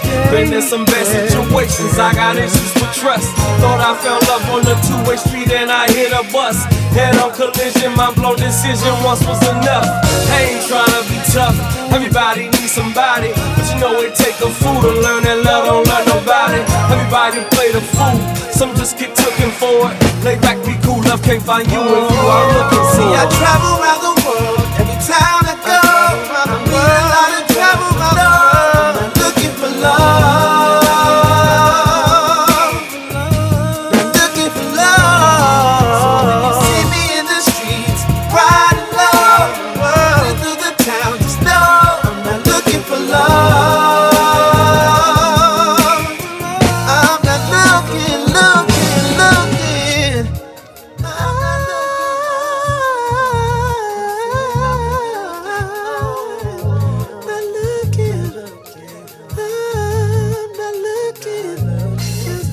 I travel around the world, every town I go, meet a lot of girls I know, I'm not looking for love.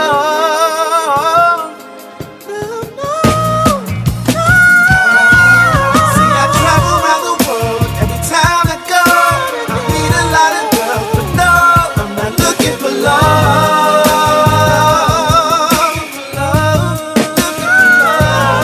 So when you see me in the streets, riding low,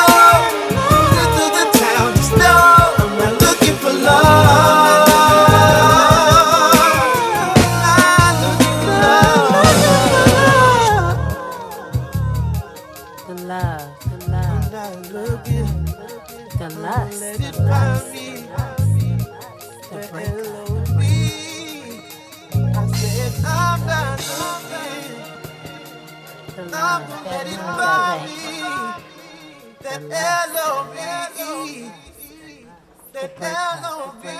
right, welcome back to the new GoWin Radio Show on GoGo Radio Live, Win DC Radio, all wrapped up in GoWin.media, home of the hottest ticket giveaways in the DMV. And we are still here sitting down with my main man, Uno Boss. I'm sitting there asking about prices and stuff. Yeah. Hey, and that's what he do. That's what he do. So, Uno, where we left off at is, you working at Kit Mills down on F Street, which was my stomping ground.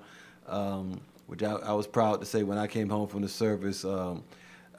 This is where I think we have a little synergy at, because I saw something that was going on that I felt it needed a facelift. Right. And when I saw how they was putting out the PA tapes and how jokers was just scribbling on the joints and just throwing them on the table looking all dirty and whatnot, and no presentation at all, not knowing what you're selling. Right. Just putting it out there and people buying whatever. I mean, when I came home from the military in 91, I was buying up everything. And then a lot of the stuff I got was garbage. So my feeling was, well, look, it's got to be a better way. Right. So I started hitting all the shows again, like I did prior to going to the military, and then meeting up with all the band members. And this time actually forging a relationship with them, because back when I was younger, you just went to party and go home and kick it with your homies. Right. But this time I came in as business.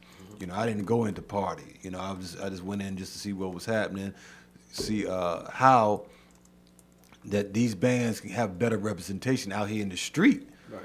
And so as far as back to you is, I noticed what you was doing. It was just it was different from what I was hearing on the DC scene.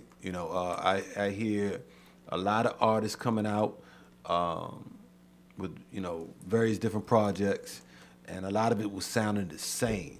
It was like cookie cutter, and but when I first heard you, I heard something different. I heard a soul to your music, and that was sorely needed, and especially coming from DC. We are a soul music town. Right. Because when I was a kid, it wasn't a block you couldn't go on where somebody wasn't doing something entertainment-wise, musically. I mean, whether they was doo-wopping or somebody was on the porch playing an instrument. And doing something everywhere you went. Yeah. Everywhere you went, somebody was doing something, and they was great in their own right. So nowadays with DC not necessarily being a rap town, everybody trying to do rap was trying to sound like somebody from somewhere else. I mean, honestly, they still sound like someone else, but like right now, I can say DC is a rap town. Like I can say that right now. But like I said, that's later in the whole timeline. Because I got out the way at one point because it wasn't a rap town. Meaning like, I'm trying to get them all of this. I'm trying to give them all of this hip hop that I love, but it's like we ain't checking for that. We want to hear go-go. Yeah. So when you're trying to feed them something that they ain't used to, but when it was like a generation change with social media. Yeah. Where it switched from go-go to more rap. So like right now, DC is a rap town. Like, because look how many artists we got as national. Like, it was 3 of them on the Grammys. Yeah. That's well, they showed Shaq Lizzy and what's my man, Gold Link. They showed them on the Grammys, but what's the Logic? Yeah, I'm about to say Logic. Well, like that. Right. So it's like it has completely changed. But like I said, it all happened in chronological order, and I feel like me and the rap guys I come up with, because I come up like where the only rappers was Stinky Dink. Yeah. And Tony Blunt, Fat Rocky. Right. You know what I'm saying? So that's all we had, but you had to go to the go-go to rap. Right. I don't know if you remember, just to throw back on real history. You remember February 15th? What year? This was 2012 maybe. Remember it was Rise Radio at first, not to give them a shout out. Yeah. But I did that promo. Remember the Boss of the Beat thing I did for my birthday? Yeah. Where I brought Stinky Dink. I brought I brought Tony Blunt. But no, you talking about when we brought the banners and everything down there? At 12 Lounge. Right. It Okay. Was, yeah. Just let's go back that night and let's think about it. I'm gonna post a YouTube video when I get out of here. I had Stinky Dink, Tony Blunt, Fat Rodney's son. Yeah. I think Boo Boo Food was there. Wale was there. I had both sides of DC rap. Right. But I had the old go-go DC rappers. Right. But just guess who was still in there that night? Shy Glizzy, was it Fat Trail, and the Gangsta Crown, like all the other young rappers that came up. So it was like, that's why I say I'm putting out the documentary, because nobody has ever put all of those people in one room. In one room. And we sat there, and I know I'm leaving some people out, but we were all together in one room, and nobody ever did that. But that was almost like when the city was changing over from only go to hip-hop. To like right. It was like a passing of the guard. If you see who was in that room, I just got off the phone with my man Fingers. Like, he was in there that night. It was like all the hood rappers, all the young hood rappers that went on and just kept escalating. They were all in one building together. And Stinky Dink gave a speech. Tony Blunt gave a speech. Like, that was my gift to myself, to bridge that rap gap. Like, I didn't have a bigger guy. It's like Wale or it was somebody else bigger. But it was like, it was nobody missing. It was no misrepresentation for us. And that's when, like, the city, 2012 is when the city started switching over, because that was the year we had, that's where this name come from for the station. I didn't want to, I was going to lead into it. That was the same, 2 months later, it was the same year. For those, I've only told this to a few people that actually been in the room with me on a business level. But originally back, I think it was that year, 2012, right?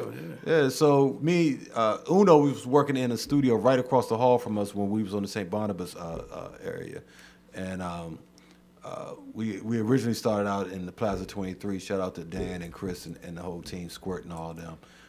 But when we moved into the building on the other end of the strip mall, my main man E-Step ended up getting a studio right across the hall from us. Shout out E-Step. That's right, my young blood.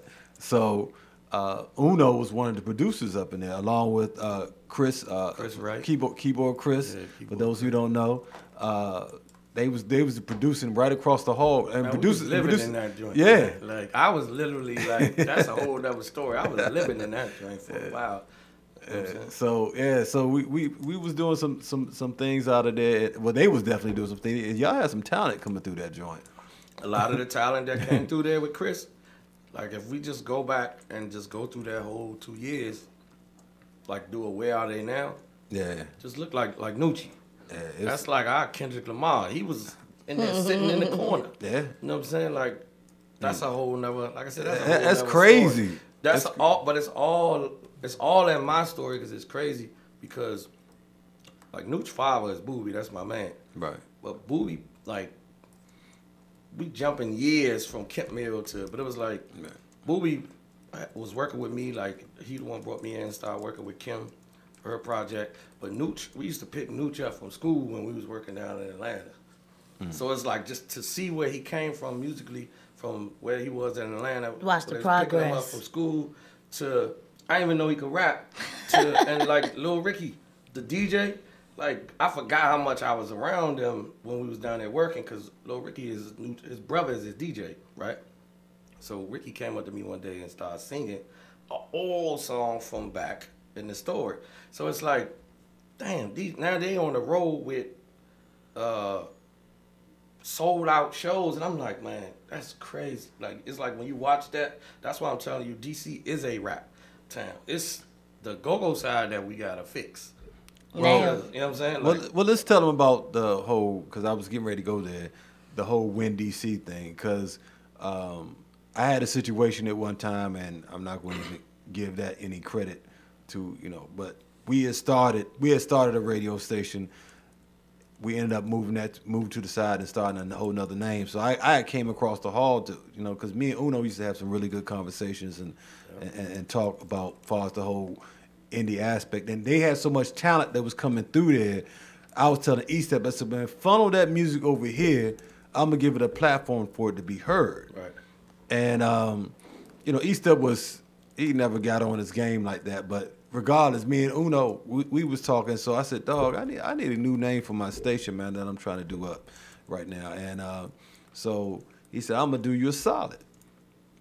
And I'm gonna let you use a name that I've been working on to do, you know, events and whatnot. So well, go ahead, tell it, man. Yeah, like after that, my homies, like, they saw that I was able to bring all of those people to my birthday party, like all of those kinds of people, and I ain't no street dude, so it was like, he literally was like, who is that, who did this party?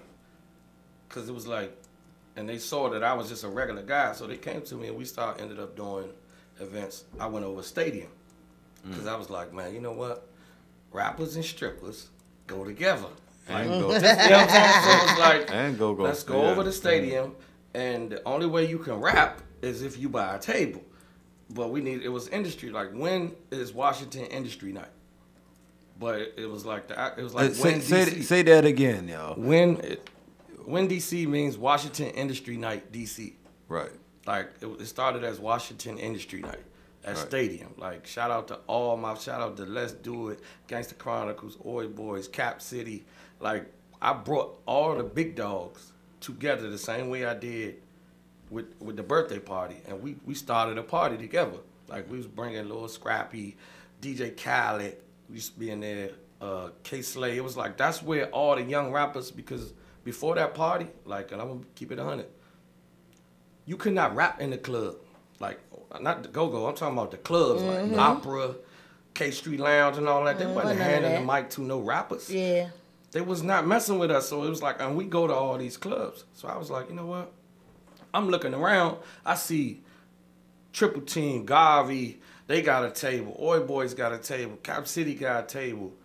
Gangsta Chronicles got a table. I'm like, we the ones spending the money.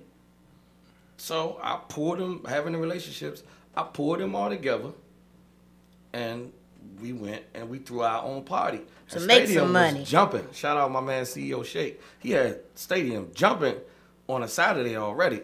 But people started peeking like, man, Thursday, the Stadium, what's going on? They was checking in there because the real dudes from DC was in there. And they was artists. And it was literally like, the mic was like a joint. Passing. We was passing them, like, it was like your table over there. And we had the host, shout out Naughty, shout out DJ Mim, DJ Styles, Anonymous. Like, we identified the DJs, and it was, you buy your table, right? Which you was gonna do anyway. You buy your table, and for $500 you get your bottles, and you can rap 3 of your songs at the club with the strippers. Shoot your video, whatever you want to do. And now you got the strippers in there twerking to your music. The thing was, it wasn't like an open mic, because the thing is about DC, for one, we ain't a whole rap town at the point. So you ain't gonna feed me a whole bunch of original music I don't know. Right. So while the mic was being passed, we gave you 2 Chainz, Future, and all of that, so it still felt like the club. Right. So the club never stopped, and then next thing you know, bam, you rapping your originals and doing whatever. So after a while, the strippers start saying, where that boy that sung such and such a, and I want him to do his song when I dance. Yeah, because they's like, I like this. So we was spoon feeding them original music, but doing it same way go-go. Right. Like, you know what I'm saying? It was like we spoon feeding them originals, but they getting a platform. And then promoters start coming around and seeing that. And that's when all of the hosted by such and such a rappers and all. Now, that's when they would hand you the mic. They were not handing rappers the mic in the club before we did that. Now everything is hosted by a rapper, hosted by this rapper, hosted by this rap crew. Because people that was a blueprint we created. You set the format, the formula for them. We created like, that club. There was no go-go. The go-go people used to come there to Stadium. Yep. That was Thursday was their night off after the Fontaine Blue and all of that wasn't really. The go-go people used to be in Stadium. Like, you know what I'm saying? And I used to like why it was like, too. because it was still DC. Like Big G used to come through. Like because why? It was DC. It was us. It was the same people that went to the go-go. They just gave us a shot. Shout out to Uncle Coon. You know what I'm saying? He on his way home. Like, you know what I'm saying? It's a lot. It's a whole story, but people don't know how it tied together because it just happened. And a lot of the people that did it, you would never see them. They ghosts. Well, I tell you what, we're gonna get into the go-go side of your upbringing, you know, because I mean we're hearing about you how you dealt with the artists, but your name, I mean you Grammy Award, nominated. I'm gonna always correct everybody for the rest of my life. Yeah. Twice. I lost twice on Buffalo. Yeah, two times. And I'm sorry, but please, did Raheem ever been nominated? Yeah, I think so. Okay. And of course, I'm sure Chucky's been nominated. Definitely Chucky. Yeah, so I think Wale was nominated for. And I remember Wale back when he was hanging out with UCB back in the days. Like he was just a hanger on, you know. And before he really built his name, he was always coming out. Like shout out, you know what? While we talking, shout out to Trey. Happy birthday, Trey. Oh, Trey's birthday today? Twins. Birthday. Oh, man. Shout out Lord Trey from UCB. Oh, our birthday wow. the same day. What? Me, Trey, and I think Baby from Cash Money. Like it's Trey's birthday today. Shout out Trey from UCB. Man. Oh, you gotta play that song. We you gotta already play know. Sexy Ladies. We already know. So when we come back from this break, that's what we're gonna do. You tuned into the GoWin Radio Show. I'm sitting here with my lovely host, Miss Queen Key, and of course, I got the boss himself, Uno. Hey, wish my man happy birthday. Let's get it. Have you ever tried to recreate that live go-go sound in the studio? It's kind of hard to get that go-go swing and raw crank drive without a real drummer, right? Well, we have the solution for you at gogoloops.com. If you're a music producer and you're looking to produce authentic sounding go-go tracks, Go-Go Loops is what you need. We offer a variety of drum kits and beat loop packs that can give you a solid foundation for your funky go-go style beats. High quality live and studio recorded pocket and socket beat loops, bounce beat loops, and guitar and bass samples will get your track sounding like the real deal. Our drum kits include a variety of real drum kicks, snares, congas, cowbells, jam blocks, timbales, rototons, crashes, and even more. We also have individual drum beat loops and Congo beat loops that can be used as play-along tracks for learning and practice purposes. These are the most exclusive drum samples on the planet. Since go-go is an art form born and bred in the DMV, there aren't any other places you can find this unique sound. We have affordable pricing and different types of products that can fit in anyone's budget. Sign up to the Go-Go Loop at gogoloops.com and get free samples and discount codes. If you want your music to stand out in the crowd, you need samples from gogoloops.com. Our music, our culture, our way. Visit gogoloops.com today and always keep it cranking. The Shops at Iverson is now undergoing a transformation, creating a mixed-use center where the community can come together to eat, shop, relax, and feel connected. The Shops at Iverson is a 600 KSF mixed-use property consisting of retail and office space now available. Located inside the Beltway on Branch Avenue, Maryland, just minutes from downtown D.C. It's an exciting time at the Shops at Iverson. Several beautiful renovation projects are ongoing, transforming the Shops at Iverson into the new safe community hub. DMV, get ready to enjoy the new food court. Opening late spring, early summer, featuring new restaurants like Chipotle, Quickway Hibachi, Tropical Smoothie, Wingstop, and free Wi-Fi. The Shops at Iverson, the original home of the world-famous Snickerdoodle cookies, is completing several cosmetic improvements to the mall interior, facade, and parking garage. The Shops at Iverson is the new home of GoWin Media, comprised of the DMV's premier internet radio stations, GoGo Radio Live and Win DC Radio. For updates and more details, check out shopiverson.com. That's shopiverson.com. Welcome to WinDCRadio.com, the future of the independent artist. Follow GoGo Radio Live on all your social media outlets at GoGo Radio Live. Are you short on money? Is your computer acting up? Call my main man, Tony Ray. For $50, PC repairs include troubleshoot one computer using all the proper tools. Remove all viruses, spyware, malware, and rootkits on the computer. Repair any operating system issues, including boot issues, blue screens, etc. Apply system tweaks and modifications. Test operating system for proper functionality. Provide you with an estimate cost for hardware repairs or upgrades needed to provide a complete working PC. Call today. Tony Ray, 202-681-0326. Mobile services also available. He will come pick up your computer and drop it off. Most jobs are done within 24 to 48 hours. One more time. Call Tony Ray, 202-681-0326. I knew it from the moment that I passed first cross. Sexy, you my type of girl, we could take off. We could get together in the wind and get lost. I could free your mind from the rest, it no cost. cause. All a brother need is a number one call. We can hook up on my next day, y'all. We could spend the night, or you could spend your evening in tights, doing what it is, what you like. I just want you with me. Sexy lady, won't you give me your number, girl? Girl, come with me, keep me company. You don't smoke and drink, alright, we can fun and free. Sexy lady, I just wanna come rock your world. Take you to a room and tease you with skills. Now shorty calling me up when she I wanna hook up with you on Saturday. I'ma pick you up on Saturday. Sexy lady, sex me baby. Her head on her shoulders plus her sex is crazy. Maybe you could give me some, what's her name? Maybe you could give me some, what's her name? I ain't in love like Jay-Z and Beyonce, even though I treated the bar drinks and the entree. Personality, G mentality. Walk up in the club looking fresh. I pour a couple more eggs on the dumb. Popping on my collar cause my pimp ain't strong. And I see her staring from afar. So I ease on over to the bar. I said, bartender, send that girl a drink. Oh, it was please tell her it came from me. Sexy lady, you know you drive me crazy. So give me your number, girl, and just maybe we can go to the movies, hop into my jacuzzi. Maybe you'll fall in love. Sexy lady, won't you give me your number, girl? Girl, come with me, keep me company. You don't smoke and drink, alright, we can fun and free.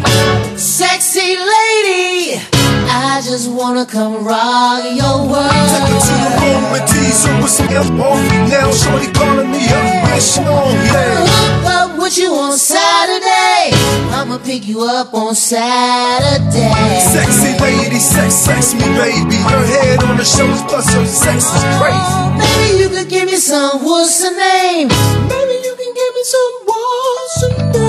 I ain't in love like Jay-Z and Beyonce, even though I treated the bar drinks and the entree. Your eyes are sexy, your thighs are sexy, your demeanor is sexy. You got a swagger like a Southside girl. Look your lips real sexy, make it dip real sexy. Your demeanor is sexy, you got a swagger like an uptown girl. You look deliciously sexy, sugar sweet and tasty. Your demeanor is sexy, you got a swagger like a Southwest girl. You're such a fun and sexy, sexy. Your demeanor is sexy, like endorphins. I got my eyes on her, I got my mind on her. I'm a busy man, but I can make some time for her. Angel face with an amazing shape. 36, 24, 38. Hey, what more can I say? The 5'9", 135, so sexy it hurts. Haven't seen many guys, but none as sexy as her. In the gym, it choose stilettos and that Prada mini skirt. Though she could buy the top of money, shakes the Gucci purse. She got the looks, better close your eyes and snap your neck. Stay a second too long, you might crash your whip. See my mom like cake and ice cream, sugar and spice, everything nice. The lady of my dreams, a definition of a true diva. Chicks get jealous when they see her, must be mad cause they can't be her. If she ain't got a trip, guess who love her more than hold her call for a dude. Plus Raheem DeVaughn. Maybe you could give me some, what's her name? Maybe you could give me some, what's her name? Yes indeed. I wanna hook up with you Saturday. Ain't nothing like a Saturday night, baby. I wanna come and get you.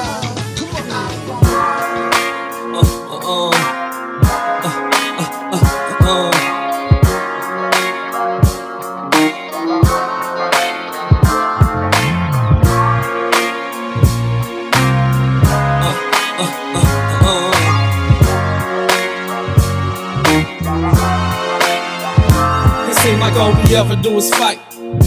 This fussing and cussing is kinda like the beef, it's just part of our life. I'm always on the go and out in the streets late at night. But the streets is how I eat, and you think it's a double life. So I think I need to leave. You stay here, and I'ma do me. I'm on my own, cause we've been fighting too long. This house don't feel like a home, and this relationship feel like we both need some time alone. 2 weeks since I've been gone, and she hits me. I don't even answer because that's giving it too quickly. She all sentimental, crying and telling me she missed me. But how can that be when I don't think she even gets me? Made up in my mind that we was history. Until one night I'm out drinking and I got tipsy. So I decided to let drunk thoughts prevail. I picked up my cell and I hear your voice on my voicemail. Ever since you left me, I've been ill, thinking about the way you make me feel. And I miss having you around, cause you're so real. I know you probably hate me and you still don't wanna conversate or even chill. But if you ever stop to wonder how I feel, I do love you still. She made some changes in her life so she can better mine. Splurging with other women, that was the waste of time. You never miss a wonderful woman until she's gone. I miss the pictures and emails when she away from home. I got the word, she moving on, I took it pretty bad. So tell your mom to still enjoy the little bond we had. Reminiscing on moments we could have made forever. I guess you couldn't man the seasons of a stormy weather. With a face full of tears, I cried on plenty nights. Contemplating on calling, but I put up a fight. I scarred your heart on different occasions, I understand. Your feelings are gentle, so I became a gentleman. I'm on my begging knees for real, girl, I need you back. Never mind the chicks ahead, you know you all I got. I'm sipping rain in your goose to cover up my pain. My time to wear the shoes, shit, it ain't a game. Ever since you left me, I've been ill, thinking about the way you make me feel. And I miss having you around, cause you're so real. I know you probably hate me and you still don't wanna conversate or even chill. But if you ever stop to wonder how I feel, I do love you still. I still love you. I still love you. I still love you. I still love you. Now the moral of my speaking is, if you got somebody you love, then you should keep them. You better cherish it before somebody sweep them. Off of their feet and they jump in the broom leaping. You can't believe what you're hearing out in the streets, and you know they gossiping, trying to get you to beefing. Before you leave and fight or end up in jail, let cooler thoughts prevail and you won't hear that voice on your voicemail. Ever since you left me, I've been ill, thinking about the way you make me feel. And I miss having you around, cause you're so real. I know you probably hate me and you still don't wanna conversate or even chill. But if you ever stop to wonder how I feel, I do love you still. I still love you. I still love you. I still love you. I still love you. Happy belated Valentine's Day to all of y'all out there. You are tuned into the GoWin Radio Show. I'm your host, Nico the Gogologist, and I'm here with the lovely Queen Key. And I got my main man who just wrote that song, who that song for me, well, how many years ago you make that joint, man? It's been about 4 years now? 5 years. And Uno, when we was talking about early in our interview, he put that together when he was in that studio across the hall from my old spot on St. Barnabas. At least that's when he handed me the CD. No, that's what I did. I did that whole project. That's why I said I was living in there at one point. All right. He handed me that joint, and I could not stop playing that CD. On repeat. I'm gonna tell you something. I don't listen. I'm an old head rap. You know, I like the my matter of fact, we're gonna talk about what. Did you read my Facebook off your post? I replied when you was talking about Stevie Wonder. Yeah, Stevie, yeah. okay, so matter of fact, you'd be great for this. So I'm an old head like hip hop. I like KRS-One, Eric B, Rakim. You know those type of rappers, because you know a lot of this rap now I can't really listen to. But my all-time favorite group was Public Enemy. Oh, yeah. For the simple fact that they changed my life. They actually made me pick up the autobiography of Malcolm X and read it from cover to cover multiple times because of what Chuck D said, and it takes a nation of millions to hold us back. So, of course, I love, Bomb Squad, who produced, multiple of their albums. But it was Public Enemy that really touched home for me listening to rap. Of course, everybody listened to Dougie Fresh and UTFO and all that back in the day when we was listening to Go-Go, because they used to intertwine. They used to come and play with the Go-Go bands back in the day. Right. And so in the mid and late 80s, those were the rappers that we can identify with. Heavy D, those type of cats. They actually came in and played in the clubs and got notoriety, playing with the bands. So when I listened to this album or this CD that Uno made, it just, like I said, it had soul to it. He had instruments playing, Shorty can flow. Had hey, real talk, and then the females and the male. Shout out to my main man Keith Angelo, who's singing the hooks on the joint. But what tripped me out when we used to play this joint right here, Love You Still. I asked you, I said, who's the girl on this joint? And you told me it was a white chick. Yeah. Yeah, she like she's not like I think she mixed with white. Okay. Then she black then. Yeah. No. Like, but no, it might. I mean, yeah, if you mix with anything with it, but that's right. But she's like, you see her, she looked like I can't even tell you exactly, but it was like she ain't white like Gwen Stefani white, is she? Yeah, huh? Yeah. But she got like the curly red hair. This was back then, like that was 5 years ago. Right. And I met her. You keep saying back then 5 years ago. That ain't that long. Hey, when let me talk tell you. About looks and changing. Yeah. 5 years ago. And music. And this day and 2012, 2011. You was one scroll different. away from being forgotten in this day and time. So 5 years. Oh yeah, long. Yeah. Well, in that time frame, yeah. If we talking about it like that, as much as you're consuming right now, to remember something from 5 years ago, that means your right part of your brain is really, really working. So for somebody that I met just artistically, I can't describe her as much. Like she could walk up on me with her hair different, and I'd be like, "Who is you?" Yeah, it was crazy because I met her artistically, and I was just like, you know what, you'll be perfect for this, and we did it that way. So I don't know what she looked like today. I'm gonna Google her name in my email box and find her because she's talented. You don't remember her name? She plays Marielle. Marielle. Right. Yeah. That's a nice. That's a memorable name. She plays the The guitar. song she is sings. memorable. I'm telling you, it's and one thing that Uno and I used to always talk about is when you have good music, it's timeless. It's timeless. You could play majority of these songs on this CD at any time, and never get old. It would never get old. I mean, I could always play this, and every time I give it to somebody who's never heard Uno, and I said, listen to this. If you want to hear some rap, listen to this. They be like, damn, who is that? And they think it's a younger dude, because rap game is for young kids. I mean, those are the ones who's making money. Because I'm literally, today is the day I vowed to change a lot of that stigma about rap. Because rap in the hip hop generation, since this independent station, like we on both sides. Black people are the only, like not to say black people, the hip hop generation are the only people where you're too old to have talent. Yeah. Just think about this. Like, OJ's still torn. Earth, Wind & Fire still torn. Dolly Parton, Kenny Rogers, U2.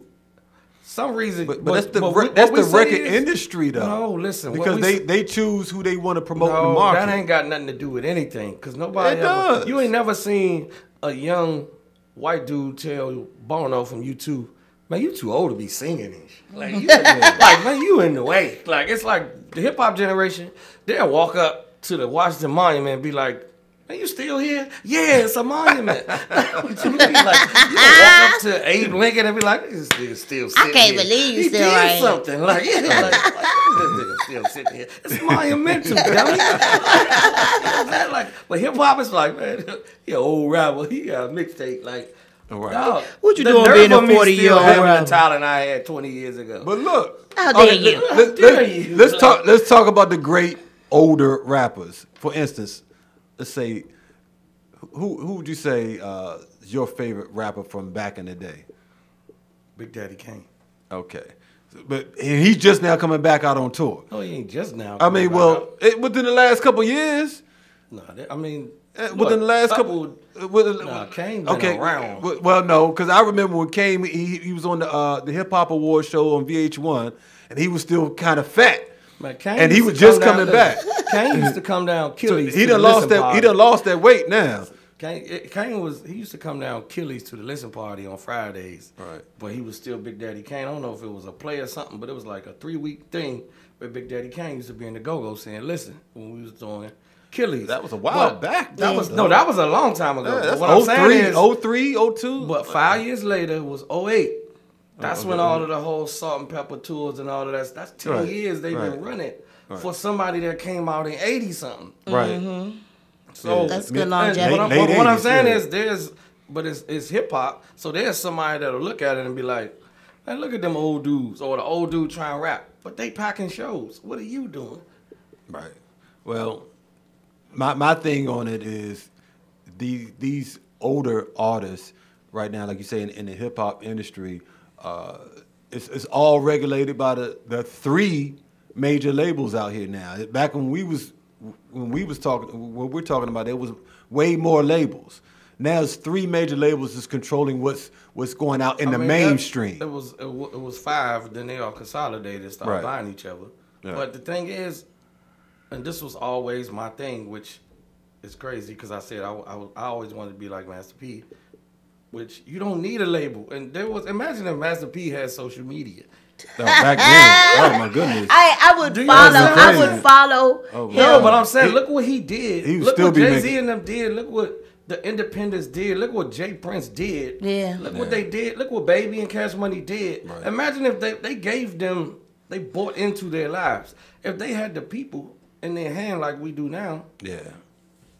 Matter of fact, The accessibility. it probably would be no majors at all then. We all still trying to get signed, but that's a whole nother weirdo thinking of mine. That's part of slave PTSD. We need a master. We need an owner. Right. We need a ball. Like we just You we just need talked about validation. that. Yeah. We need that validation. So Need it's leadership. like I want to stand on that side of the street just so they can see me on that side of the street, even though all they're gonna do is tell it to the people on this side of the street. Right. Yeah, they own the TV now. Like now, everybody got their own TV show. Like Facebook Live is TV, and it's a gift and a curse. Live, YouTube, all of that. Yeah. It's like you don't need nobody to tell you that you're talented. They used to own the platforms. They don't own them anymore. And that's the problem. But the thing is, we always believe what they feed us. You have a phone. Like I got... It's because they control the media, Guess what? bro. I got 4,000 and some change Facebook friends, right? Mm-hmm. But that's what makes people feel like they're popular. I don't have 4,000 fans. Right. You just got people that just They just around. But the Right. thing is, once I get on that other people's TV, saying the same thing I've been saying every day, we'll be like, Eureka! Oh my God, it's so amazing. Because we need validation. We need to, people don't want to see something and make it cool. They want to go with what's cool. Bruh, that's what I've been saying with this whole Facebook Live thing. It drives me crazy how many people need just to put up a post of themselves doing something. Validation. It's sickening. It's all about It is sickening. I've never been live in my life, but the minute I get my new phone, I'm telling you, like literally, all of this was a plan. Like they're gonna be like, man, this nigga Uno lunching. I'm gonna be going live because guess what? It's part of It's the a plan. business. It's It's a part of business the plan. business that I'm in. Now, yeah, it is. Like so, it's like Times look, have changed. you either gonna be the old man mad or you gonna Get stop with the playing, times. trying to play basketball with shoulder pads. Like play the game the way it's supposed to be played. And right now, that's why I got out of the way. All of these CDs I put out, if you notice, I've never had a video. That would make a good Facebook Live video. What? You playing basketball with shoulder pads on. No way. That's crazy. Yeah, Hey. like I've never had a video because I've been waiting for the game to change. I got caught in the middle of DC becoming go-go to rap to social media to how to use Twitter, how to use IG, how to use Snapchat. Right. Man, we come And from where cool moving people. fast. You ain't even, internet used to be some Bamish. That's what the Right. geeks and the dorks would do. Yeah, and I was a Mhm. geek and a dork. Like I've been on message boards. I'm on message boards and stuff. But now you got the plug got an IG, so it's like, but it ain't gonna change no much more than this. So now I feel like I can get back in the game, make some quality music, Yeah. and just show people. People want to see what you're doing. Reality TV is better than Scripted Jack TV. Tripper and Cosby Show. Like that's what they watching. So they want to watch your show every day, and everybody had their own show, which is why Facebook Live is a gift and a curse. Because the minute you go live, in your mind you're on TV. Sometimes I watch it and I'm looking and I'm like, do they know it's only 2 people in here? Right.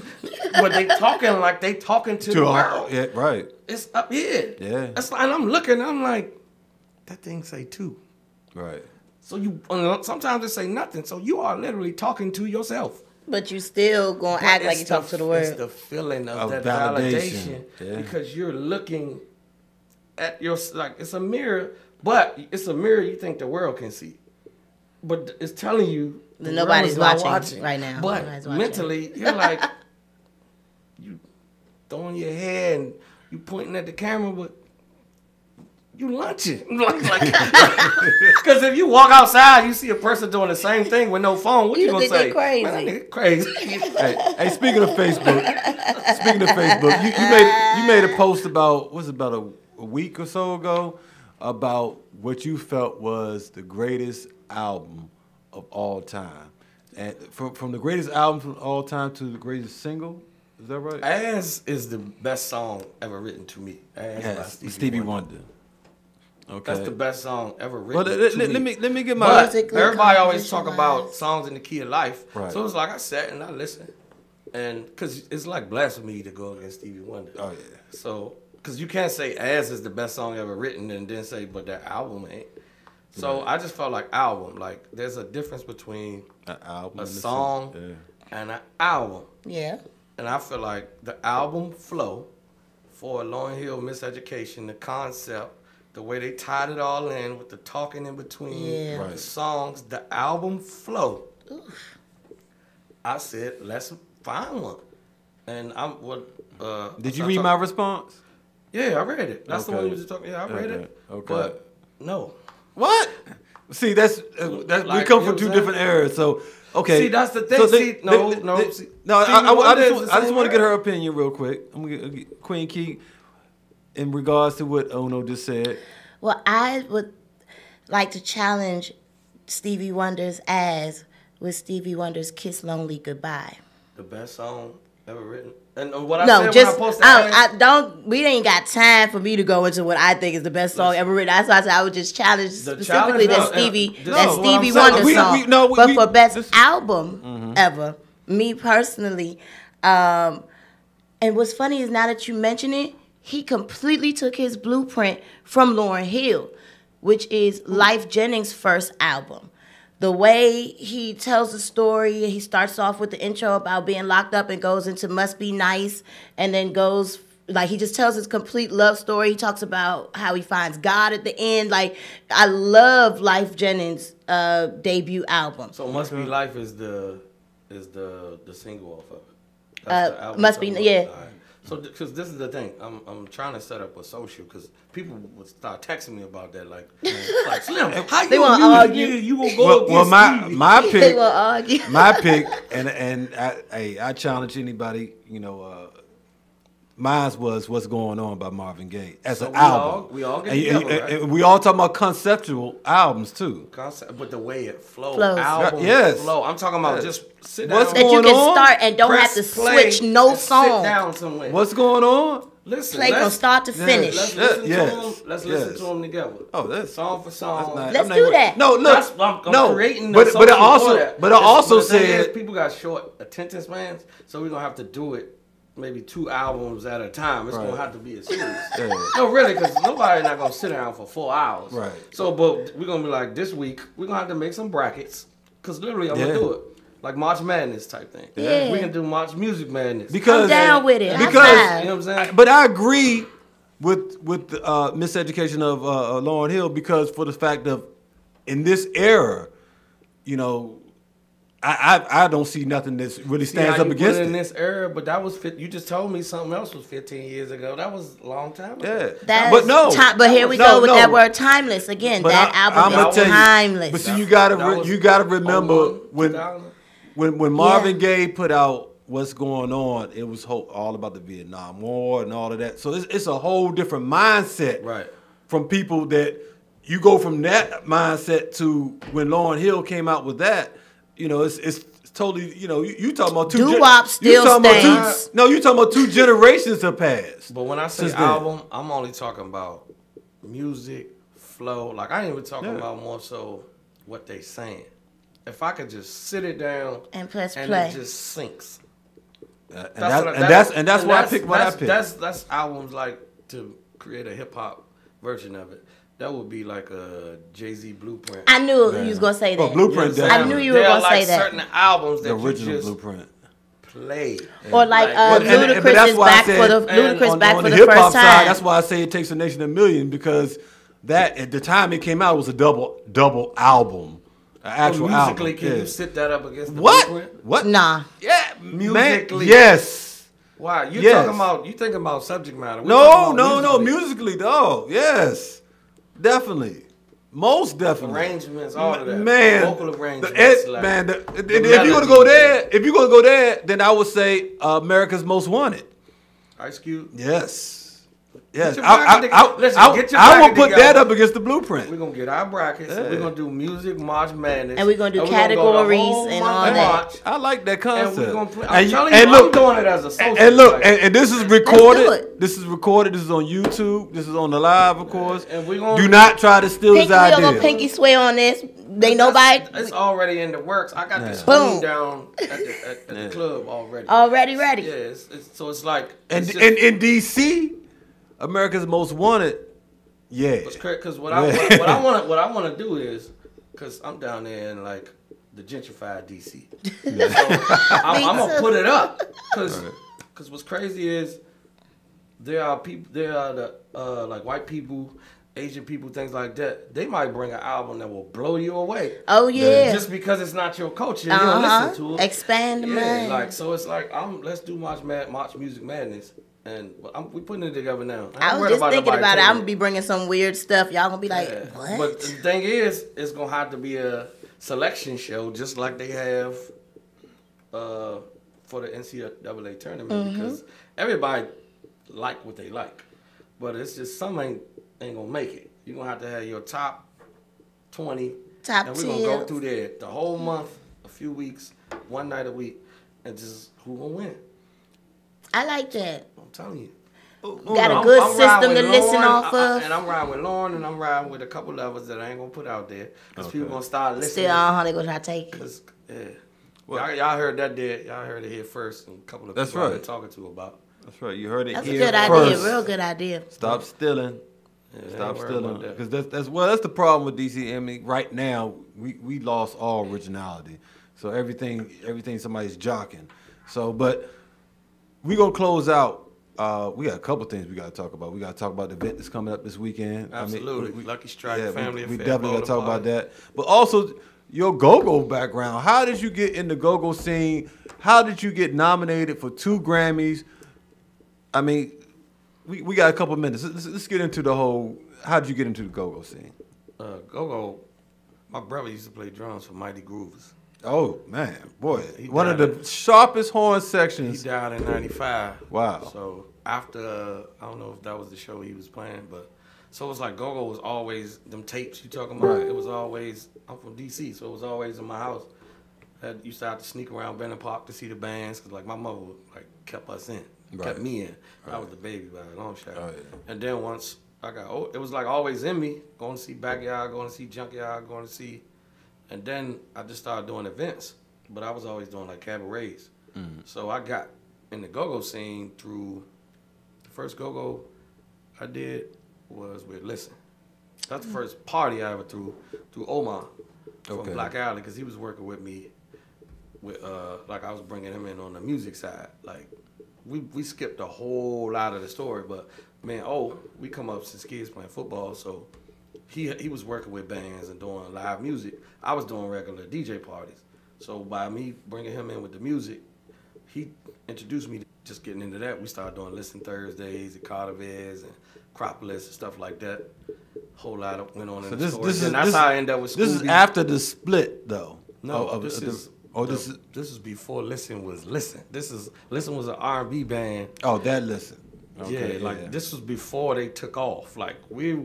Old was introduced. Well, that was like 98. Nah, I'm talking about the takeover. Like when the takeover, like Listen started at like Tacoma Station. Right. You could only go to Right. Tacoma Station and see. Right. It was like On Thursdays. Who is this band? And then they moved to Saturdays. Mahmoud had them.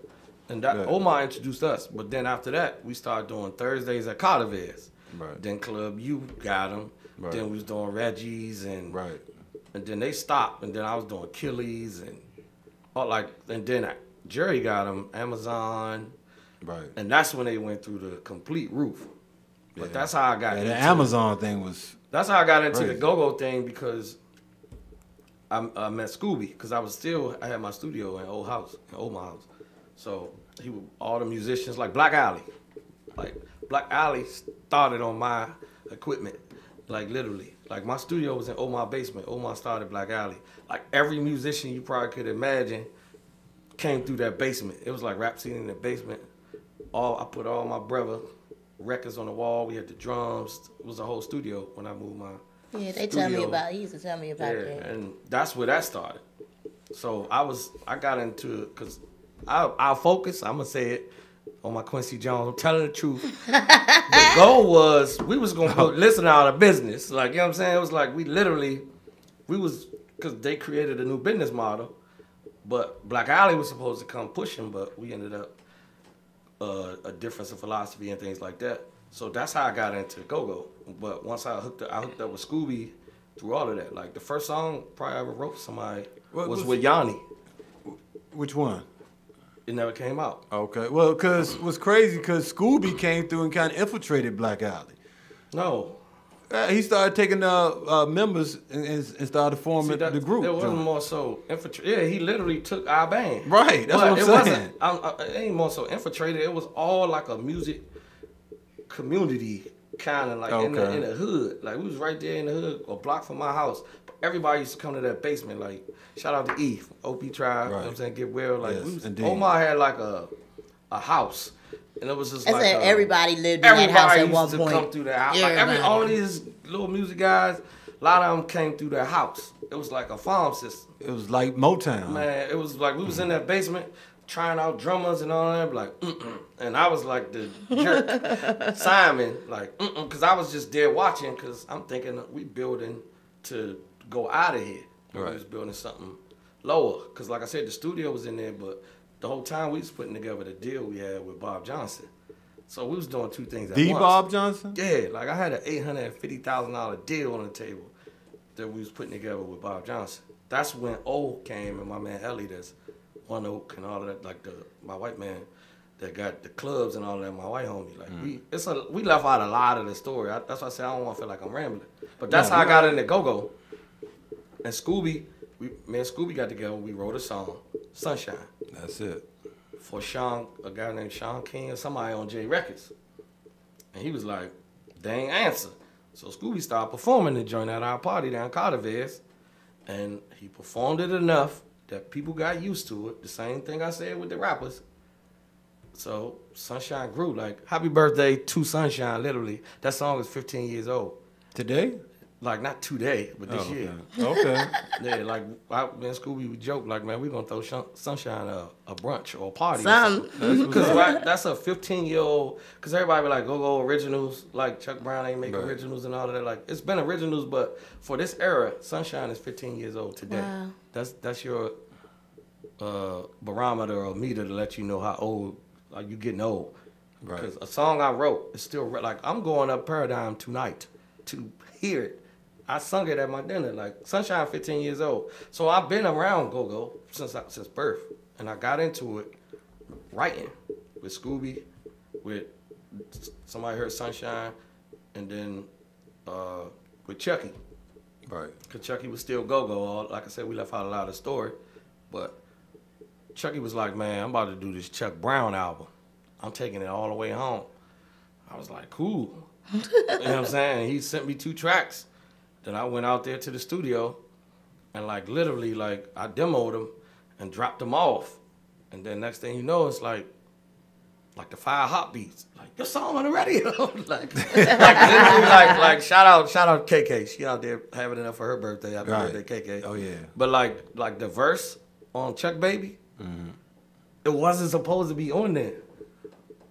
You know what I mean? Like that was a verse from one of my songs that I just demoed because I was like, man, it could be a rap here and a rap here. Most of those verses were from a whole nother song, but she murdered it. Yeah. So it was just like, what I'm gonna say? I left that alone. And Block Party was the other one, like barbecue. Right. So it's like I just literally only had 2 songs in that album, but those are the 2 songs that literally got me back in the game. Like I said, we left a lot out of the story. I was on my head. But those were also probably 2 of the most pertinent songs on the album. Yeah, those were the 2 singles. Right. Like literally, those songs put me back in the game. Like I get paid for the rest of my life from. You know what I'm saying? Like, and it, cause RE heard that. Shout out White Boy.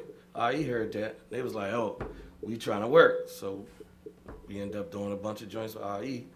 Some of them ain't come out. You know what I'm saying? Then Booby was like, man, I need something for Kim.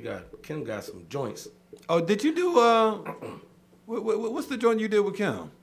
The one she my struggle. But she got 6 more of those. But the one she did her coming out after she left Familiar Faces. Right. Yeah. The one that's on the soundtrack of her video. That's one of them. But Kim got some joints. And they're all, but I'm saying they're all connected. These are all go-go people. Like Shorty Corleone. He's sitting on some joints. Like people, I literally like been working with a lot of the go-go people behind the scenes, but still doing the parties. But musically, there's some joints out there that I've always be like, man, put them records out. So that's how I got into the go-go thing. And then as far as parties, I've tried everything with the parties. Like I've lost my shirt trying to throw parties, but like with the backyard to RE, taking them to 40/40 Club and getting them down Calvert. It's like I'm gonna try anything with go-go just to get us in a different light. Well, real quick for our listeners who are huge backyard fans, tell them. I mean, I know, but tell them what the hell happened with Thursday nights with Backyard. I mean, it was a situation where we went down there clean, and because you had that party. How long was that party going on? 4.5 years, maybe. Which is a hell of a long time to have a party. What happened was it was like first it was me and G, like we used to go at it like bullhead, like 2 bulls, right. 2 people, because G is G, but me and my background was more so seen on that circuit, so it was almost, even with some of the fans, was like, where this dude come from? Right. So me and G, we would argue, like at the end of the night, all of that, like we would argue, like period, like go at it. You know what I'm saying? So, and then once we fixed that, we got the club involved, and then the club started seeing the dollar amounts in the economy, so they like came at a grab, and they were kind of egotistical with it. So I kind of got out of, I set a deal structure and got out of the way. Like, truthfully told, like I said, we're going to tell the truth. Like, I set up a deal where Back was getting paid on Mondays for a show that wasn't till Thursday. Like, we changed the business model because I'm down there dealing with these corporate clubs. So it'd be like, oh, Uno might not have the money or something like that, because it's just a different kind of pay. So what we had to do was set it up where they would get paid before they shows. And I was just out of the way. I just set the business structure, let the club cut the checks, and then cut mine, and we did it that way.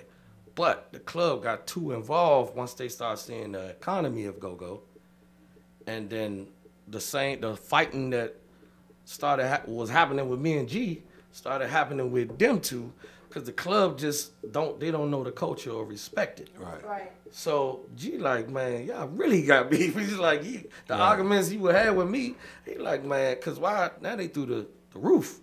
So it was like, man, we out of here. So literally, it messing up had nothing to do with me, because I created a business structure. So the last 2 years, I was like a ghost. I was literally the guy in the corner. I show up, do this, get my check in the morning. But the club, like because Backyard won certain numbers on holidays and certain things like that. Right. And the club just got greedy, point blank, period. And G and like his business people, they was like, man, we ain't rocking with that. So it just, they was like, that's what it was. I mean, they ended up going back down there doing a show. A show, yeah. You know what I'm saying? But it was like, they ain't had nothing to do. Like for 2 years, we set up a system. Like the first 2 years, like we fought. And then we had a meeting like around Christmas time. And like literally, G was at the meeting. He didn't speak to me. We had a meeting at their club in Georgetown. I'm at the table, he at the table, his business manager at the table. And G just literally paced the joint the whole time, like, yeah. Like we just was on, we wasn't speaking, but it was like a, we had made a good marriage by building Capital to where it was. Yeah. And then it got working again, and we still started speaking. Like if I see G today, you can be like, "What up?" But he saw me downstairs, was like, "Happy New Year," because we learned, like we grew as business people. Right. It's like you don't have to like somebody to do business. Not saying we don't like each other, but I'm saying it's like we don't have to have the same philosophy. That's a part of growing up, though. To do business, yeah. And we literally, that was a growing point because a lot went into that. You know what I'm saying? That people don't see, and it's like I don't even share because it's like I know how to deal with these clubs, and it's crazy because I went through it last night with TCB. Like I supposed to have TCB for Valentine's Day last night, and literal business politics because there's not an Abra manager here or something like that. It could derail something. But me being the guy that's trying to bridge the negative music like they think go-go is to these corporate people, I get stuck in the middle. So what looks like bad business for me is literally me, because I'm the one, if I show you my emails from Capital for the last 14 years, because I've been working with them since Dataless. If I show you some of my emails while I'm going riding for my people. Dataless? Back then? Yeah. Like I moved Listen from Club U to Dataless in 4 hours one night and packed that jump. Wow. Like the same Asians, then I was doing Sugar Bear, who's doing the Lucky Strike party, to plug that. But I had Sugar Bear K Street. Ready to get into that. I had Sugar Bear K Street Lounge on Mondays.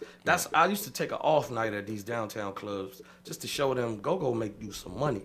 And we had asked anybody about that Maserati Monday jump. Yeah. Me, Free Cuz Love, Bob, like Janad, and they've always trusted me with their venues, but that Backyard was a different monster. And we ran for so long, the greed and ambition took over from the venue side. And I ain't going for it with the growth of Backyard. And me, I was just the one, I just want to see something for my city. That's just how I am. And it didn't work out between those two, because for 2 years, it was run like a corporate operation. Like you get a check, you get a check, you get a check. Like I literally was not the promoter per se. My sister was running the door, and it was like I was just used to show up because I changed the business structure. Because the thing with bands is like we want our money, and the problem was with some of the bands and with some of that was taxes. Right. Because the club, like even once the club got involved, there was no more door money. Everybody gets a check. Right. And that ain't what we used to, so it feel like bad business. When in essence, we are really getting into business and changing the culture. So if I tell somebody, like any band could tell you, like, I'm paying bills. I to this day, I owe bands. You know what I'm saying? I'm still paying bills. But it's because I'm fighting with the corporate culture, because this is what we need. Like Howard Theater, that was a corporate culture. There was no, shout out Mika, she get up me in there. There was no nighttime go-go's in Howard Theater. Everything had to be over by 12:01. First nighttime go-go in Howard Theater. Black Alley, me. Like, you know what I'm saying? Because it was like I go in these offices from learning how to do the corporate side from Kemp Mill, from working with my homie in the clubs in New York. Like learning to talk to rich people and get them to understand poor people problems. Does that make sense? Oh yeah, all day, like, every day. You know what I'm saying? It's like, but with respect though. Right. I always demand the respect. So, and that's literally what happened. Like it's a long. I'm gonna end up rambling. It's just a lot. I like story time. Don't worry, cause. But these people probably like it's just a lot. But that's like a lot of people were like, damn, Uno, what happened? I still go see Backyard. Nothing happened. Right. Like I was literally just with G Wife Saturday, and we was talking, and we was just like, and we aired our grievances and all of that, but it was like, it is what it is. Like, I love Backyard. I'm never gonna stop loving. When me and G would be at odds, I'm going to the Aqua, because G is Big G. Right. Just because we at odds, that don't mean Buggy and Sauce ain't cranking or Earl ain't. Right. It was like, I just deal with things from a political standpoint. Like, my homies call me Uno Luther King. Like, they be like, man, you just always nonviolent. And I'm like, man, what we gonna do? Like, yeah, it's like, no, not even old, just like, dog, this our city. Like, what Big G gonna do? Shoot me? And then where he gonna go? What I'm gonna do? Shoot G? Then what's gonna happen to me? Like, let's get over that and let's get a bag. Yeah, that's man. right. Like, That's you know what I'm right. saying? And that's why me and G, we speak. Hey, we salute. I'm going to see Backyard. But I mean, Like, you know what I'm saying? Like, Like, two OGs fighting. You never see. Nah, you do, but I mean, you do. Like, do, Just the thing. do. In the mob, it happens. In the real beef, real gangsters happen. They don't do But it we ain't themselves. gangsters. Like, we are not gangsters. Well, let me ask you this question. I don't mean, when I say OG, I don't mean like Yeah, gangsters. but I mean like respectable figures. But before we get out of here, and we got your point on that, because I want to get this question in real quick because of his background, and you touched on it when you first started talking earlier. Where do you feel Go-Go is going wrong at, or has been going wrong on the business side of things because of the lost, the culture aspect right now is not as predominant as it was back when we was coming up?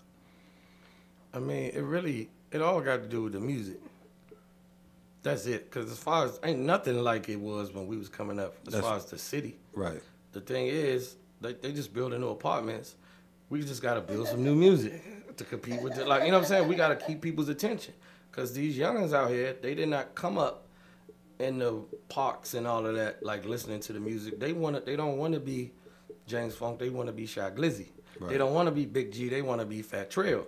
So we have to just grow with the music or just cater to your audience. And they doing a good job of that. Like, Go-Go is catering to its base. Me, selfishly, I want it in the city more because it's our music. Like, my motto hashtag is gentrified east. Like, because I'm right down there in there, and I want it in the city because they're allowing us. But the politics of it, as far as they just fell in, it's the music. That's it. Like, what Quincy Jones just say the other day? The best singer in the world can't fix a bad song. That's right. Ain't that the truth? Just make but the thing is, nobody want to call their own baby ugly, or nobody want to pay. Ain't nobody gonna go. You think a band? No band, from the small bands to the old bands, gonna go in the studio, spend hours and money, and be like, you know what? This joint might suck. You know what I'm saying? They gonna put it out, and they ain't about to hear nobody tell them that, you know what? This joint might suck. Like me, it's like I charge to write songs because ain't nobody buying a whole bunch of records and stuff no more. So it's like, say a band, right? Say you get $4,000 per show. You play 3 nights a week. That's $12,000 as an entity. I know it gotta be split between few people, but it's like, all right, cool. If I want $500 for a song that you can play for 15 years, like Sunshine, that's nothing. Cause that's gonna keep you hot. Right. And if I do get royalties, good. But you telling me you can't give me $500 up front for something that you're gonna make millions on?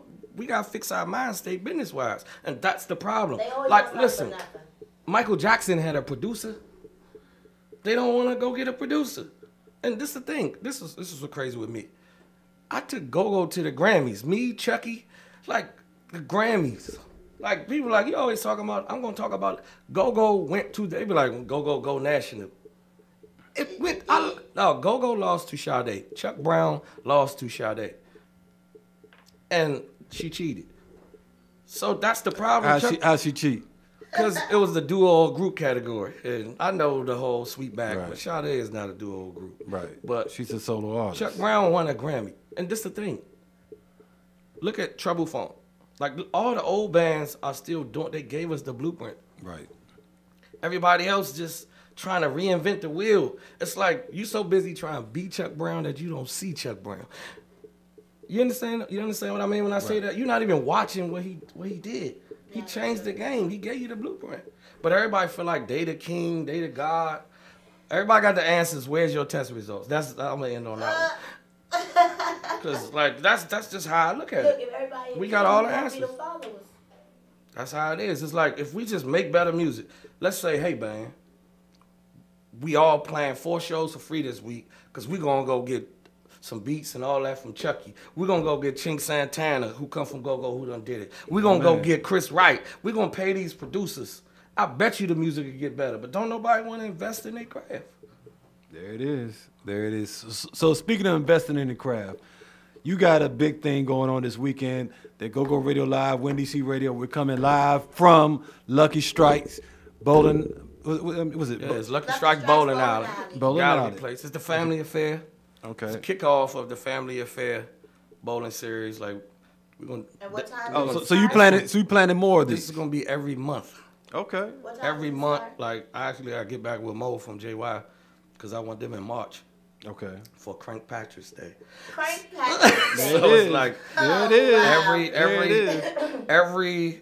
Every month we're gonna do a go-go band at Lucky Strike for a day party. You could bring your kids. You could bring Nana, so she ain't gotta watch the kids while you at the club. Like you could bring everybody. Yeah, you could bring everybody. And once a month we downtown in the heart of the city at Lucky Strike. This Saturday we got Sugar Bear. I know he gonna tear it up. We got Black Passion. We got DJ Big John. I'm gonna keep him every week because he is like go-go as far as like bringing it to the city and on the airwaves. So that's just how we gonna do it. Like Lucky Strike 2 to 8. You can get your tickets on Eventbrite, Family Affair, Go-Go Bowling Day Party, and we just gonna do it. And that's it's the Family Affair Go-Go Bowling Day Party at Lucky Strike this Saturday from 2 to 8. Tickets still available. Tickets still available, and you can pay at the door. Kids $10, adults $20. You gonna be on my bowling team? Yeah, no. See, this the thing. All the lanes gone. Oh yeah, I thought we supposed to be playing. Man, they gone, Nico. Like I just rushed down there yesterday because Lucky Strike, they got the feedback was so much. They stopped. They was still booking lanes like regular. So like the whole bowling competition, gone. What? Yeah, because we like was all the lanes, like dog. They was like, man, people was like go at Lucky Strike in the daytime. Sold. And shout out to my man Lee and all my man Go Earl, the Salsa family, because they was the plug that put me in there because we do salsa together. But because we about to salsa. I do salsa every Friday. No, but I mean, I thought it was the name of the club. No, I do.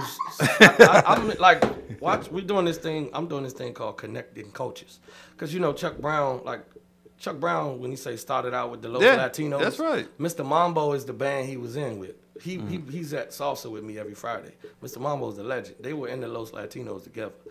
There you go. So it's like, but now I have salsa, but what we're going to do is bring in, because what go-go is played on? What every Congo got stuck to it? The congas. LP. No, what it say? Oh, Latin the LP. percussion. Latin percussion, that's so right. You tie them all in. So we got this connecting culture thing we doing, where salsa, just showing people how salsa, because people be like, when you start doing Latin parties, like, dude, salsa is our music. That's right. Like, you know, but I'm learning the culture now, but if you come down there, you see more black people than you see anything on Fridays. There you go. Hey, look. It's a lot, man. Like, me and the Queen we gonna slide through there. I'm about to say something. Every Friday. That party has been going on for 7 months. Every Friday at Alba Osteria. Every Friday. We gonna make that happen. Well, look, we getting ready to get out of here. I wish we had another 2 more hours, man, because this man got stories. This man got stories for days, and we're gonna look back on this so I can just remember what I didn't ask him. So when we come back. Matter of fact, if he's doing it every month, we gotta have you up here at least once a month, man. I come up. Like I said, I've been chilling. I've been laying back. I got out of the way, like literally out the way. But I'm about to get in the way. And what makes me mad with this brother is like he's been working on this album and project for some years now. He's really on this Michael Jackson-ish. I got 2 of them just sitting, but one of them. And it was crazy. Yeah, Black. He got a joint called Black that me and him talked about from the day he first rapped it when we was in Touch of Essence. Well, I was doing marketing and marketing for Go-Go, and he did this joint called Black. that would be like the theme song for Black History Month for Yeah. everybody. You know what I'm saying? Right. Like with I told Backyard to really, I told they used to do down at the Black Love Fest down in Single. And a or shirt. Single. Listen, buy a CD, 2 shows per year, and a shirt. I promise you will have a $100,000 a year job. That's not bad for doing something you love. It's not. The $1 million house. There you go. There You know what I'm go. saying? Like, you can buy a raggedy house, fix it up. Now it's worth a lot. If you just start with what you had, the thing was, I'm taking my own advice now. Like, I wanted to blow. We need to stop trying to blow because once something blow up, it ain't nothing left to do but pick up the pieces. That's it. Well, we appreciate my main man Uno for coming in. Make sure you get down there this Saturday. What is it? It's Lucky Strike. Lucky Strike. Just come through. We down gallery Saturday. Yeah, and we 2 to 8. and You we can gonna bring be your live. Kids. They ain't gotta be hanging across the street. Bartenders. Okay. Bad young girls. Saturday gonna be like Yeah. Saturday is gonna be And a catalyst for a great summer. Sugar Bear gonna burn like or me, but that like Fat Doc. I don't have no little brother. Fat Doc like my little brother. Like we got I probably almost stabbed him before, but that's my man. Like with Black Passion, that's my band. Like them my homies, and they can do everything from the R&B to the jazz to the trap. So they gonna bridge the gap, and then Bear just gonna do it, and then Black Passion gonna always be there, but we gonna change the headliners month to month, like because I gotta get Jay. You can't put Backyard down The there. night you put Backyard is the night that there's gonna be people. They always, you know what? Well- You know what I love most about Go Go is when somebody walks